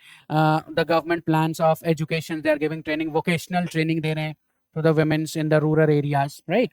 One of the examples of NGOs is SHGs, self-help groups. They are giving training to the rural women's, vocational training, सिलाई की, कढ़ाई की, right? जो एक हेल्प से एक आगे चलकर कॉपरेशन हो रहा है, जैसे अमूल, सुना आपने Amul? Yes. So it was started as an, sir कुछ गांव की महिला मिलकर के एक दूध का सप्लाई शुरू किया. That has taken a bigger shape. ठीक है. गृह उद्योग सुना हो शायद आपने, लिज्जत पापड़, गृह उद्योग. नहीं, आप जब वेस्ट और साउथ में ट्रैवल करेंगे ना, आपको ये ज्यादा प्रोमिनेंट दिखेगी. पापड़ हो गया, स्नैक्स जो प्रिपेयर करते हैं, जो स्नैक्स आप देख लीजिए, वो सब गृह उद्योग का है. ठीक है. जो आज हम कह रहे हैं MSME, जिसको हम कह रहे हैं, तो कल्मिनेटेड द गृह उद्योग इनटू द MSME, जो माइक्रो स्मॉल और मिनिमम इंडस्ट्रीज की हम बात कर रहे हैं. Getting my point? यस और no? So they are been giving participations, helping, coming out of the poverty and being the self dependent. Yes ma'am. जी. Disparity in terms of, so this is what we have to analyze ना. This they will ask. एक तो सबसे बड़ी क्या है problem, क्या है? Capacity building, lack in infrastructure. Ministry की भी तो अपनी एक लिमिटेशंस है. स्किल डेवलपमेंट मिनिस्ट्री कह रही है हम सबको ट्रेनिंग देंगे, बट 140 बिलियन को ट्रेनिंग देने के लिए उतना ट्रेनिंग स्कूल्स होने चाहिए, टीचर्स, एक्सपर्ट्स होने चाहिए. So they are lacking in this. When they lack in this, they come into the picture. Okay, ये क्या, ये जो हम देख रहे हैं एनजीओज हो गया, सिविल सोसाइटीज हो गया, ये क्या है? ये दे प्रोवाइड अ ब्रिज, या आप कह सकते हैं लास्ट माइल कनेक्टिविटी दे रही है. जैसे आपने मेट्रो ली कहीं से, राइट? अब आपका घर मेट्रो से 10 किलोमीटर दूर है, तो आप मेट्रो तक पहुंचने के लिए रिक्शा करते हो, या वो रिक्शा किस तरह का रोल प्ले कर रहा है? कनेक्टिविटी. वो जो गैप है कनेक्टिविटी में to the urban, to the metro city, वो कनेक्टिविटी को फिल कौन कर रहा है? वो रिक्शा फिल कर रहा है ना, तो आपको डायरेक्ट कनेक्ट कर रहा है मेट्रो से. सिमिलरली ये जो डेवलपमेंट इंडस्ट्रीज या प्रोसेस हैं, they are playing a role as an connecting gap. कि गवर्नमेंट की पॉलिसीज बहुत अच्छी है, गवर्नमेंट ने पॉलिसीज लाया कि हम स्किल डेवलपमेंट करेंगे, सबको देंगे, बट वो वहां लास्ट माइल तक पहुंचने भी चाहिए. ज्योग्राफिकली हम बहुत डाइवर्स हैं. यस और no? From the north to south, west to east, बहुत स्ट्रेच है हम ज्योग्राफिकली. हम कल्चरली भी बहुत डाइवर्स हैं, राइट? कुछ ऐसे ग्रुप्स भी हैं जो अभी तक अनटच्ड हैं, आई मीन जैसे प्रिमिटिव जो, यस. कुछ ऐसे जगह हैं जहां पर बहुत अभी तक डेवलपमेंट नहीं हो पाई है, गवर्नमेंट नहीं पहुंच पा रही है, क्योंकि गवर्नमेंट का भी इंफ्रास्ट्रक्चर लैक है, lack in the infrastructure, lack in the connectivity. So this development industries like NGO, civil societies group, they are providing the gap, bridging that gap. Okay, आप policies लाओ, इसको हम वहां तक लेकर के जाते हैं. उन लोगों को, लास्ट पर्सन जो है, उन तक कौन पहुंचा कर लेके जाएगा? हम लेकर जाएंगे, उनको हम बेनिफिट कराएंगे. यानी उनको skill development, vocational training, skill India कौन दिलाएगा? हम दे देंगे, हम उन्हें कराएंगे आपके गवर्नमेंट के प्लान्स के अकॉर्डिंगली. Getting my point? नहीं. Okay. No, no, I'm asking that you have asked the questions. So I'm now you're getting that why it is this defect. Yes, there is a defect. Because see, अगर आप आज से पहले चले ना, I mean go to the in the Rigvedas और Indus Valley civilisation से start करते हैं आप, तो उस समय और आज डिफरेंसेस है सोसाइटी में. मैं गवर्नमेंट की बात नहीं करता हूँ, चलिए आपके और मेरे, या आप ऐसा आप देख लीजिए कि आपके एस्पिरेशंस, आप लोगों के टाइम का एस्पिरेशंस और facilities, demand of the society, आप कंपेयर करिए 2 जनरेशंस पहले, यानी अपने दादाजी या उनसे पहले के जनरेशंस में आप कंपेयर कीजिए, क्या वो सिमिलर नेचर ऑफ डिमांड और एस्पिरेशंस है? नहीं ना, चेंजेस हुए. यस. अब जब सोसाइटी चेंज होती है, जब सोसाइटी का डिमांड चेंज होता है, तो गवर्नमेंट का फंक्शंस भी तो एलोबरेट हो रहा है. जब मोबाइल नहीं थी, इंटरनेट नहीं था, तो गवर्नमेंट को कोई जरूरत नहीं थी आईसीटी डिपार्टमेंट बनाने की. गवर्नमेंट को कोई आवश्यकता नहीं थी क्या करने की, प्राइवेसी पे एक कोई डिपार्टमेंट बना करके करने की, कि किसी की प्राइवेसी थ्रेट भी हो सकती है. I am just giving the one of the example, right. जब रोड नहीं था, बस नहीं थी, ट्रेन नहीं थी, तो मिनिस्ट्री ऑफ रेलवे नहीं थी. जब प्लेन नहीं चल रही थी, तो मिनिस्ट्री ऑफ एविएशन नहीं था, डीजीसीए नहीं थी. यस और नो. यानी गवर्नमेंट, सोसाइटी इवॉल्व हो रही है, सोसाइटी में एस्पिरेशंस, डेवलपमेंट, चेंजेस हो रहे हैं, तो गवर्नमेंट का रोल भी तो बढ़ेगा ना. अब जब गवर्नमेंट का रोल, जब पहले आप पढ़ते हैं वैदिक पीरियड में देखते हैं, तो समय की सरकार का काम क्या था? सिक्योरिटी प्रोवाइड करना, अपने सब्जेक्ट का सिक्योरिटी प्रोवाइड कर रहे हैं, थ्रेट नहीं. किसी के जमीन पर अगर कोई लड़ाई हो तो उसके लिए आप लड़ो और फिर उसको सिक्योरिटी प्रोवाइड करो. आज के टाइम में सोसाइटी ग्रो कर रही है, डेवलपमेंट हो रहा है, जनरेशन चेंज हो रहे हैं, न्यू टेक्नोलॉजी आ रही है, न्यू एरियाज ओपन हो रहे हैं, तो गवर्नमेंट को भी, हर गवर्नमेंट का फंक्शंस भी वाइडर एलोबरेट हो रहा है. यस और no. It means government is also feeling the burden to secure everything, but it has a limitation. जो आपने बात की डिफेक्ट है वो, so they will provide the last mile. They come into the picture. Okay, let's come into this. We will help you to implement your plan. क्योंकि सिर्फ policies design करना ही सब कुछ नहीं है ना. आपने कहा पॉलिसीज हम बहुत अच्छा बना लिए, ओके, आपने एक प्लान बहुत अच्छा कर लिया स्टडी के लिए, करियर के लिए, बट उसे इंप्लीमेंट भी तो करनी पड़ेगी. Then only you will come to know कि क्या क्या प्रॉब्लम आ रही है, हमारे से कैसे टैकल कर सकते हैं. तो this industries come to be as an saviour, जिसको हम कह सकते हैं. और लास्ट माइल कनेक्टिविटी गैप, जो गैप है from the government to the last persons, they are bridging that gap. How they are playing the role, then that's what is known as non state actors. State का काम policy making है. अब इनका dual role है. मैं अगर बात करूं इनकी, तो they are playing the dual role. How? First, एक तो ये इंप्लीमेंट कर रहे हैं, they are implementing.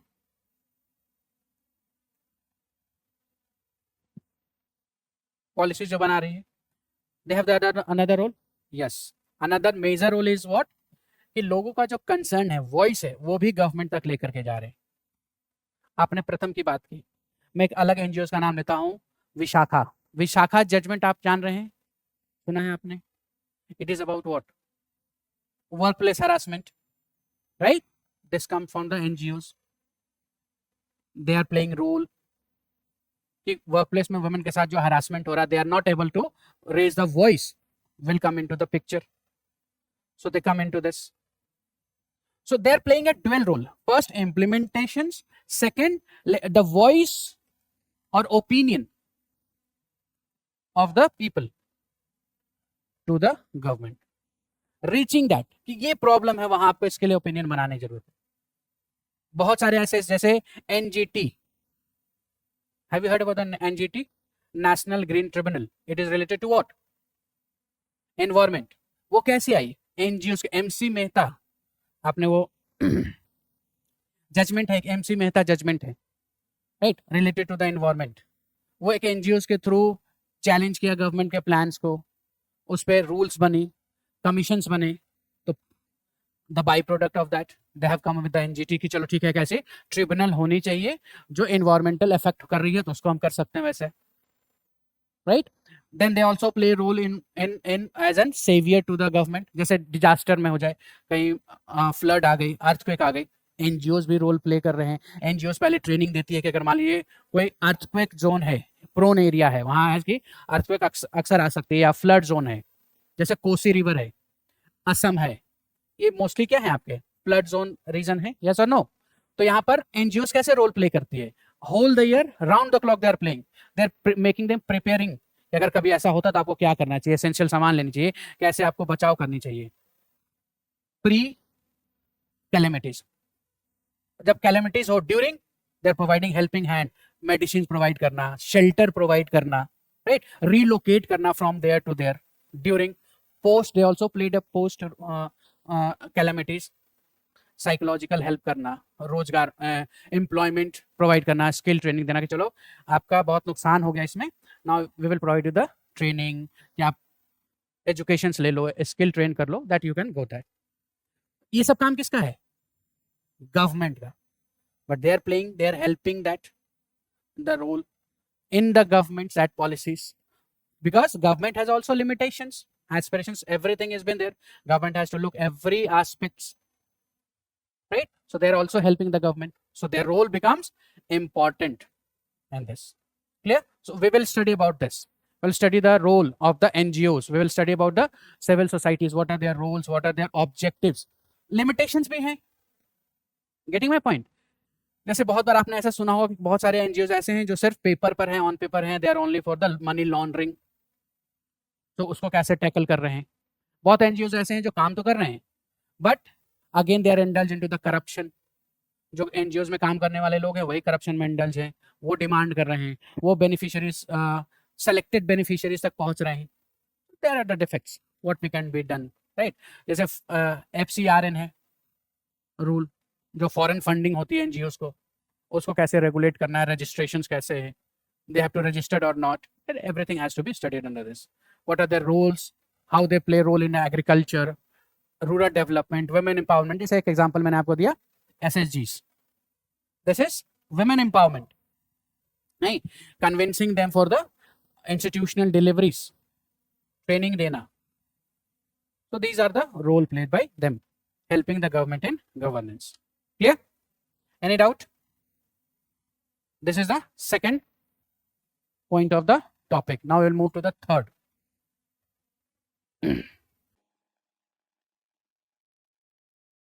The third is important aspects of government. Important aspects of governance. Now, मैंने आपसे कहा कि 4 क्वेश्चंस पूछते हैं वो, ठीक है। अभी तक जो ट्रेंड है, दे आर आस्किंग 4 क्वेश्चंस। चलिए पहले सिलेबस डिस्कस कर लेते हैं, फिर मैं आपको बताता हूँ कि और दे आर बीन आस्किंग, और दे आर बीन आस्किंग।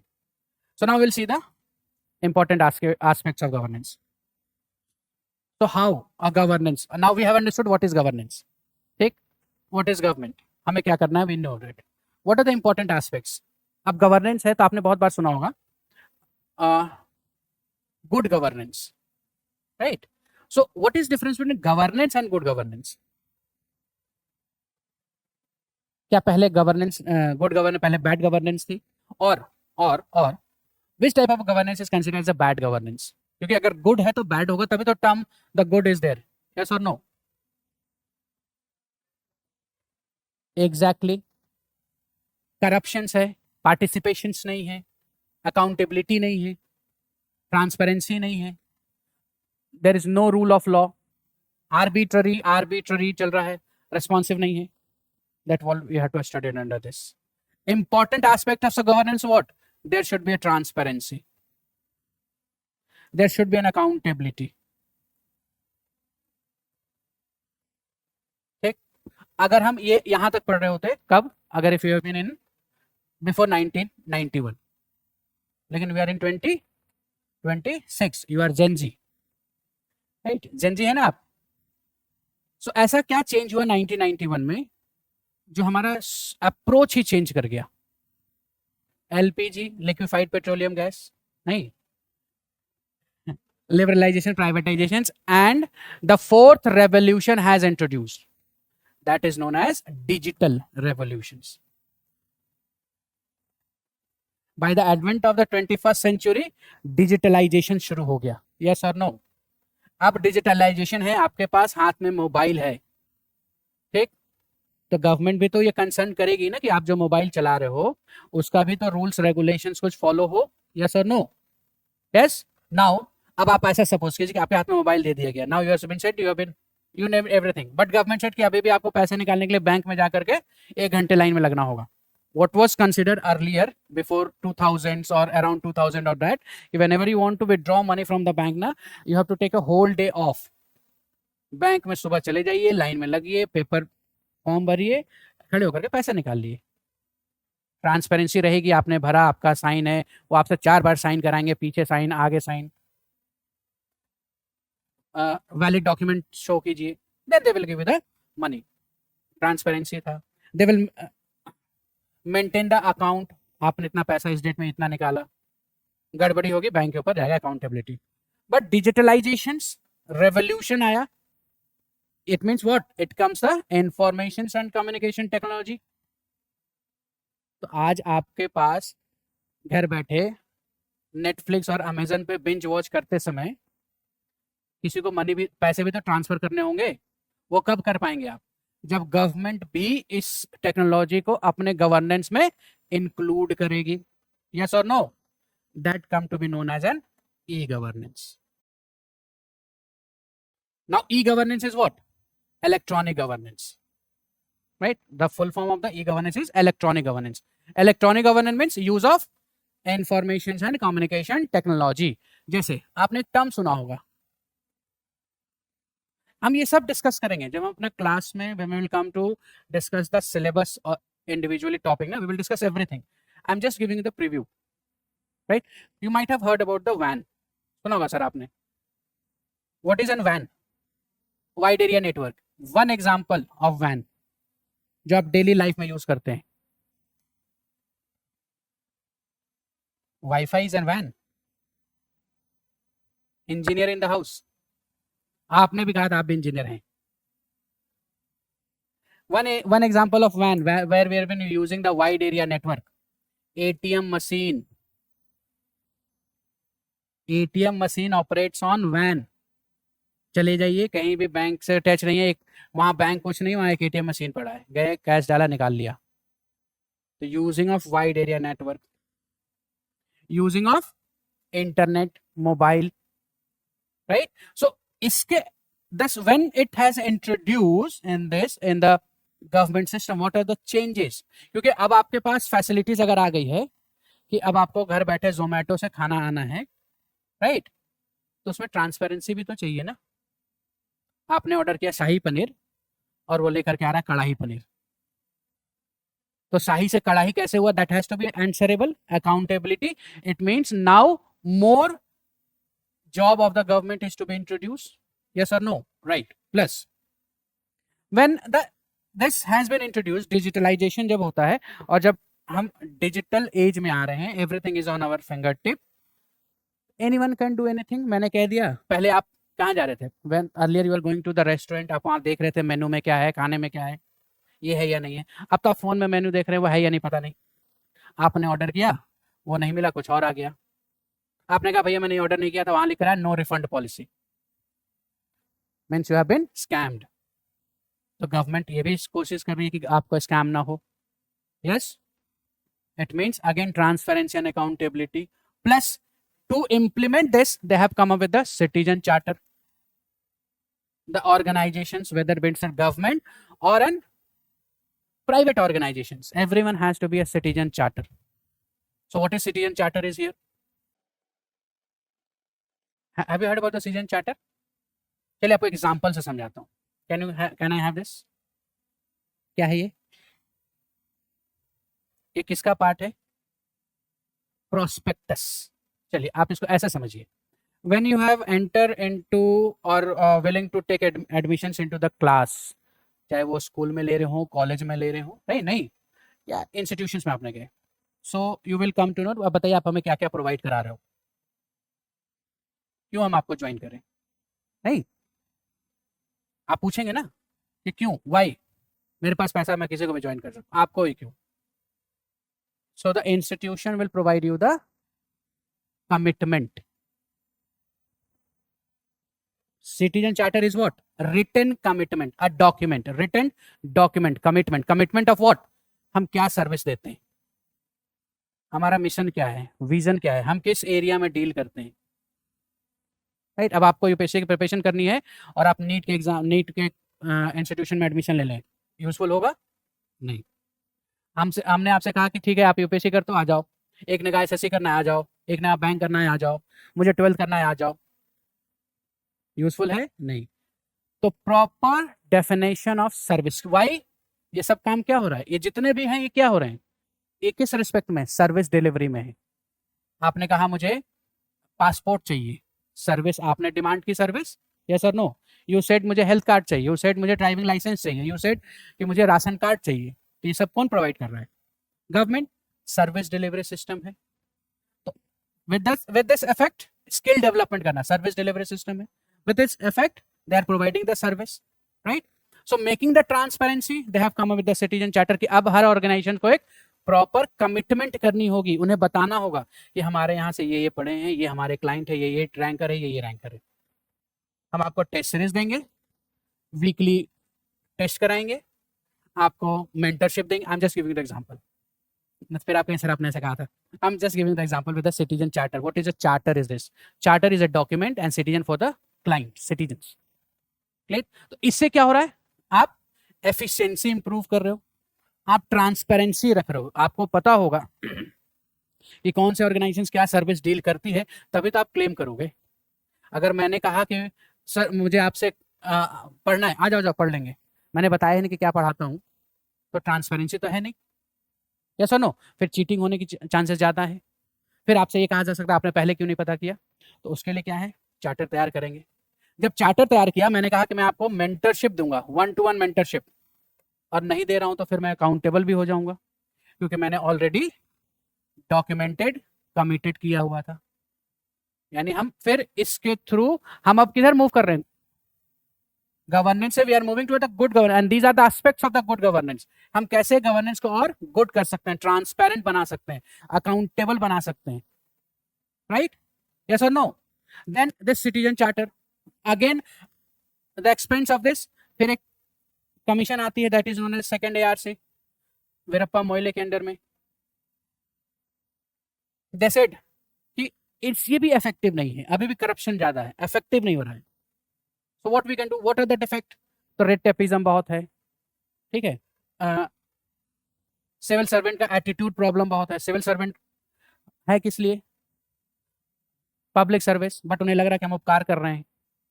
जब आप सिविल, आज आप जब इंटरव्यू में जाएंगे आप कहेंगे मैं ईमानदार रहूंगा, ऑफिस में जाते हैं पहले दिन 10,000 रुपये ले लेते हैं। तो civil servant means what, basically क्या है कि आप सर्विस देने के लिए हो, it is your duty, but they are acting as like हम तो आपके ऊपर उपकार कर रहे हैं। This is attitudinal problem. एक गांव का किसान या मजदूर, वो ये हमेशा डरता है कि मुझे कभी किसी ऑफिसर से काम ना करे, ये बनाना हो तो कैसे बनेगा, वो बनाना हो तो कैसे बनेगा, एक मिडिल मैन को पकड़ो, कुछ पैसे लेकर बनवा दो, कार्ड बनवा दो। प्रॉब्लम जेन्युइन प्रॉब्लम है। Why? Because there is a problem with the attitude problem of the civil servant. सीधे मुंह बात नहीं करना है, right, they seems themselves as an king, एक ये इशू है। तो इससे ट्रस्ट नहीं है सिस्टम में, और सोसाइटी और इंडिविजुअल सिटीजन्स के बीच में ट्रस्ट डेवलप नहीं हो रहा है, डेफिसिट है ट्रस्ट का, यस और no. So to void this trust they have come up with this and they said कि हम अब सेवोत्तम मॉडल लेकर के आएंगे, that is a combination of सेवा plus उत्तम। सेवा is service, उत्तम is excellence, so excellence in service। उन्होंने 7 मॉडल दिए, ये सारे क्वेश्चंस पूछे गए हैं मेंस में, सिटीजन चार्टर से क्वेश्चंस पूछा गया है, ई गवर्नेंस से लगातार there have been 5 or 6 questions in this year, 1 questions there will be from the e governance। Language change है, they have been asking with these questions, right? Now what is an impact, effect or importance of e-governance? क्या हो गया? Now you want to fill the form, ठीक, कैसे fill करते हैं आप form? The question, the last year they have asked what are the ways of interactions in the government, ways of interactions, part of e-governance. There are 4 types of interactions: government to citizens, government to business, government to government, government to employees। Government interact कैसे कर रही है, तो government एक तो आपसे भी interact कर रही है, कैसे, मैंने कहा पहले बैंक में जब आपको पैसे निकालना होता था, सो आपको एक डे ऑफ लेनी होती थी, बैंक जाना होता था, फॉर्म फिल करो और पैसे निकाल के ले आओ। थोड़ा एडवांस हुआ तो बैंक वालों ने कहा ठीक है हमारे पास मत आओ, बाहर एटीएम लगा दिया, एटीएम से निकाल लो। अब एटीएम में लगा दिया तो वहाँ भी भीड़ लगने लगी, तो कभी पैसे ही खत्म हो जाए, दूसरा एटीएम जाओ, परेशानी रहा। गवर्नमेंट ने कहा अच्छा चलो एक काम करो, हमारे पास भी मत आओ, मोबाइल रखो, मोबाइल से ही ट्रांसफ़र कर लो। तब आप यूपीआई निकाले, कहीं भी पेमेंट कर दिया। किसी को भी एनईएफटी रात में 12 बजे भी किसी को पैसे भेजने, किसी ने कहा फ्रेंड ने पैसे की ज़रूरत पड़ रही है, ठीक है ये लो। ई गवर्नेंस यूज़ किया गवर्नमेंट ने, आईसीटी का फैसिलिटी दिया, बट इसमें फ्रॉड भी होने के चांसेस हैं, यस और नो, मिसयूज़ भी होने का चांसेस है, उसको भी गवर्नमेंट ने टैकल किया। ट्रांसपेरेंसी रखा, अकाउंटेबिलिटी की, पार्टिसिपेशंस किया, right. Second example, the use of ICT where you can use, okay. Now आप फॉर्म कैसे सबमिट करते हो? यूपीएससी का फॉर्म आप भर रहे हो, मान लो you have been, now you have decided कि this year we will fill the form. How you fill the form? Online, किसी ने लैपटॉप से कर ली, कोई सिस्टम में बैठ के कर लिया, किसी ने मोबाइल से कर लिया, किसी ने टैबलेट से कर ली, राइट। क्या टाइमिंग पे किया आपने? रात के 12 बजे भी कर सकते हैं, रात के 2 बजे भी कर सकते हैं। पहले ये फैसिलिटी नहीं थी, फॉर्म लेना होता था, 4 बजे तक फॉर्म भरना होता था। आज कॉलेजेस में भी अगर आप फॉर्म सबमिट कर रहे हो तो आप ऑनलाइन कर रहे हो, यस और नो, ओके। आपको पासपोर्ट चाहिए, पासपोर्ट के लिए पहले कहाँ जाना होता था? Passport office. गवर्नमेंट ने ई सेवा केंद्र, ई सेवा ऐप लॉन्च कर दी, घर बैठे अब आप पासपोर्ट का अप्लाई करो विद इन 7 और 10 days, with in stipulated time period, क्योंकि वो भी जरूरी थे एफिशिएंसी के लिए कि आपको एक टाइम पीरियड देंगे। जैसे आप फ्लिपकार्ट में या अमेजन में या जोमेटो कहीं भी आप ऑर्डर करते हो, वो एस्टिमेटेड टाइम देते हैं। आप देखो आजकल ऐड नहीं आता ब्लिंकिट का, within a minute, why? Efficiency, हम आपको इतने एफिशिएंटली आपको डिलीवरी दे रहे हैं। तो गवर्नमेंट भी तो यही करनी होगी ना, गवर्नमेंट को भी। ऐसा गवर्नमेंट नहीं कहता आप आज अप्लाई करो 2 साल के बाद आपको पासपोर्ट मिलेगा, नहीं, okay. Now when you earlier when you want to start a business, तो पहले क्या करना होता था? वहां से एनओसी लो, फायर डिपार्टमेंट से एनओसी लो, वहां डॉक्यूमेंट रजिस्टर करो, ये सब करो, फिर उसके बाद आप 1 साल 2 साल के बाद आप बिजनेस स्टैब्लिश कर सकते हो। तो इसका इम्पैक्ट क्या हुआ? जो एफडीआईज आने वाले थे, एफआईआईज आने वाले थे, उन्होंने पैसा लगाना ही बंद कर दिया इंडिया में। क्यों? कौन जा करके इतना घूमेगा और पैसे लगाएगा? गवर्नमेंट ने कहा okay, no worry, we will do. तो क्या किया उन्होंने? सिंगल विंडो क्लियरेंस कर दी, ease of doing business app launch कर दिया। Now what they can do, you go to that, अपना सारे डिटेल फॉर्म करो, एक ही जगह सभी आपको क्लियरेंस मिल गई विद इन ए टाइम। तो बिजनेसमैन का क्या बचा? टाइम बचा और पैसा भी बचा। अब वो सारा फोकस कहाँ करेगा? बिजनेस स्टैब्लिश करने पे करेगा। जीएसटी तुरंत रजिस्टर्ड हो गया, जीएसटी फाइलिंग भी ऑनलाइन कर लो, कहीं जाने की जरूरत नहीं है, क्लेम जीएसटी ऑनलाइन कर लो, the process. So this has make an easy for everyone, yes or no, right? Now you can track it, tracking system they the. So by the coming or through this ICT or the fourth revolution, the question was even asked once, by the advent of the fourth revolutions, what are the changes in the governance process? So what does it means by the advent of the fourth revolution? Is it talking about the e-governance? So questions के language को पकड़ना बहुत जरूरी है। Clear? This is the third part of the syllabus. Clear? Any question? Now we'll see the last part.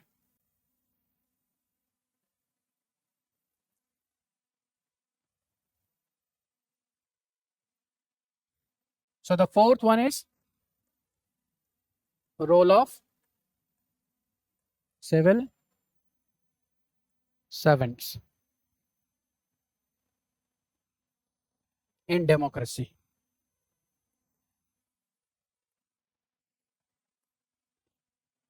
So how or what are the roles of civil servant in democracy? This we have to study. तो इसमें हम पहले देखेंगे they are the part of executive, right? We are not going to study the constitutional provisions. We will study about the implied part of that. Who can remove, what are their functions, right? तो civil servant का functions क्या है? Why, how the civil servant are known as the fourth pillar of democracy, yes or no? legislature, executive, judiciary, and then civil servant. Bureaucrats is also the pillar of the democracy. They hold the democracy. तो उनका independent और unbiased होना बहुत important है. अगर civil servant ही independent ना हो, biased हो, सोसाइटी प्रोग्रेस करेगी, डेमोक्रेसी सर्वाइव करेगा नहीं. So they played a major role in the democracy. What are their roles other than implementations? मैंने आपसे कहा कि whenever the government wants or government try to make any policy, ठीक है, so this is in the form of bill. देखिए, आप जानते हैं कि कोई एक्ट है. Now you know the act. What is act? Act is what? Okay, final means अब वो ready है, वो implementations के लिए तैयार है. But there is some initial, so act, before act it is bill. Now what is bill? Bill is what? Proposition. It's a proposal. We can call it a proposal. It's a proposal. Proposal in the sense we are bringing this and this and that kind. If they pass और सब जो procedure अगर वो follow हो गए, then it becomes an act. ये कहां पर है? पार्लियामेंट. बट इससे भी एक ऊपर है, that is a draft of bill.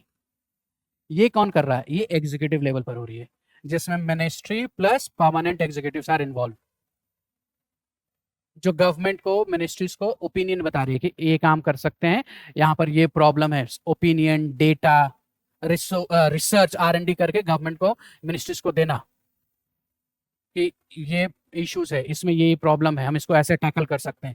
उस ओपिनियन जो कंसर्न पार्टी है, मान लीजिए जो अफेक्टेड पर्सन है या अफेक्टेड कम्युनिटीज है, ग्रुप्स है, उनसे बात करना, उनके ओपिनियन को कल्मिनेट करना, इंक्लूड करना, inclusive, because it is a democracy. आप कोई भी प्लान या policies government without consulting with the proper group, community cannot make. अगर आप किसी के लिए बना रहे हो तो उनको, तो उनके ओपिनियन का तो you have to respect them, you have to ask them what is your opinion, take their feedback, take their opinion about that bill, about the problems, then only you can provide the solutions. That becomes at this level. So at this level and at this level they are playing role. इनका यहाँ कोई role नहीं है bill में, ये सिर्फ किसका काम है? पार्लियामेंट का है, पास करने का. तो ये ड्राफ्ट करने पर इनका यहाँ बहुत रोल है.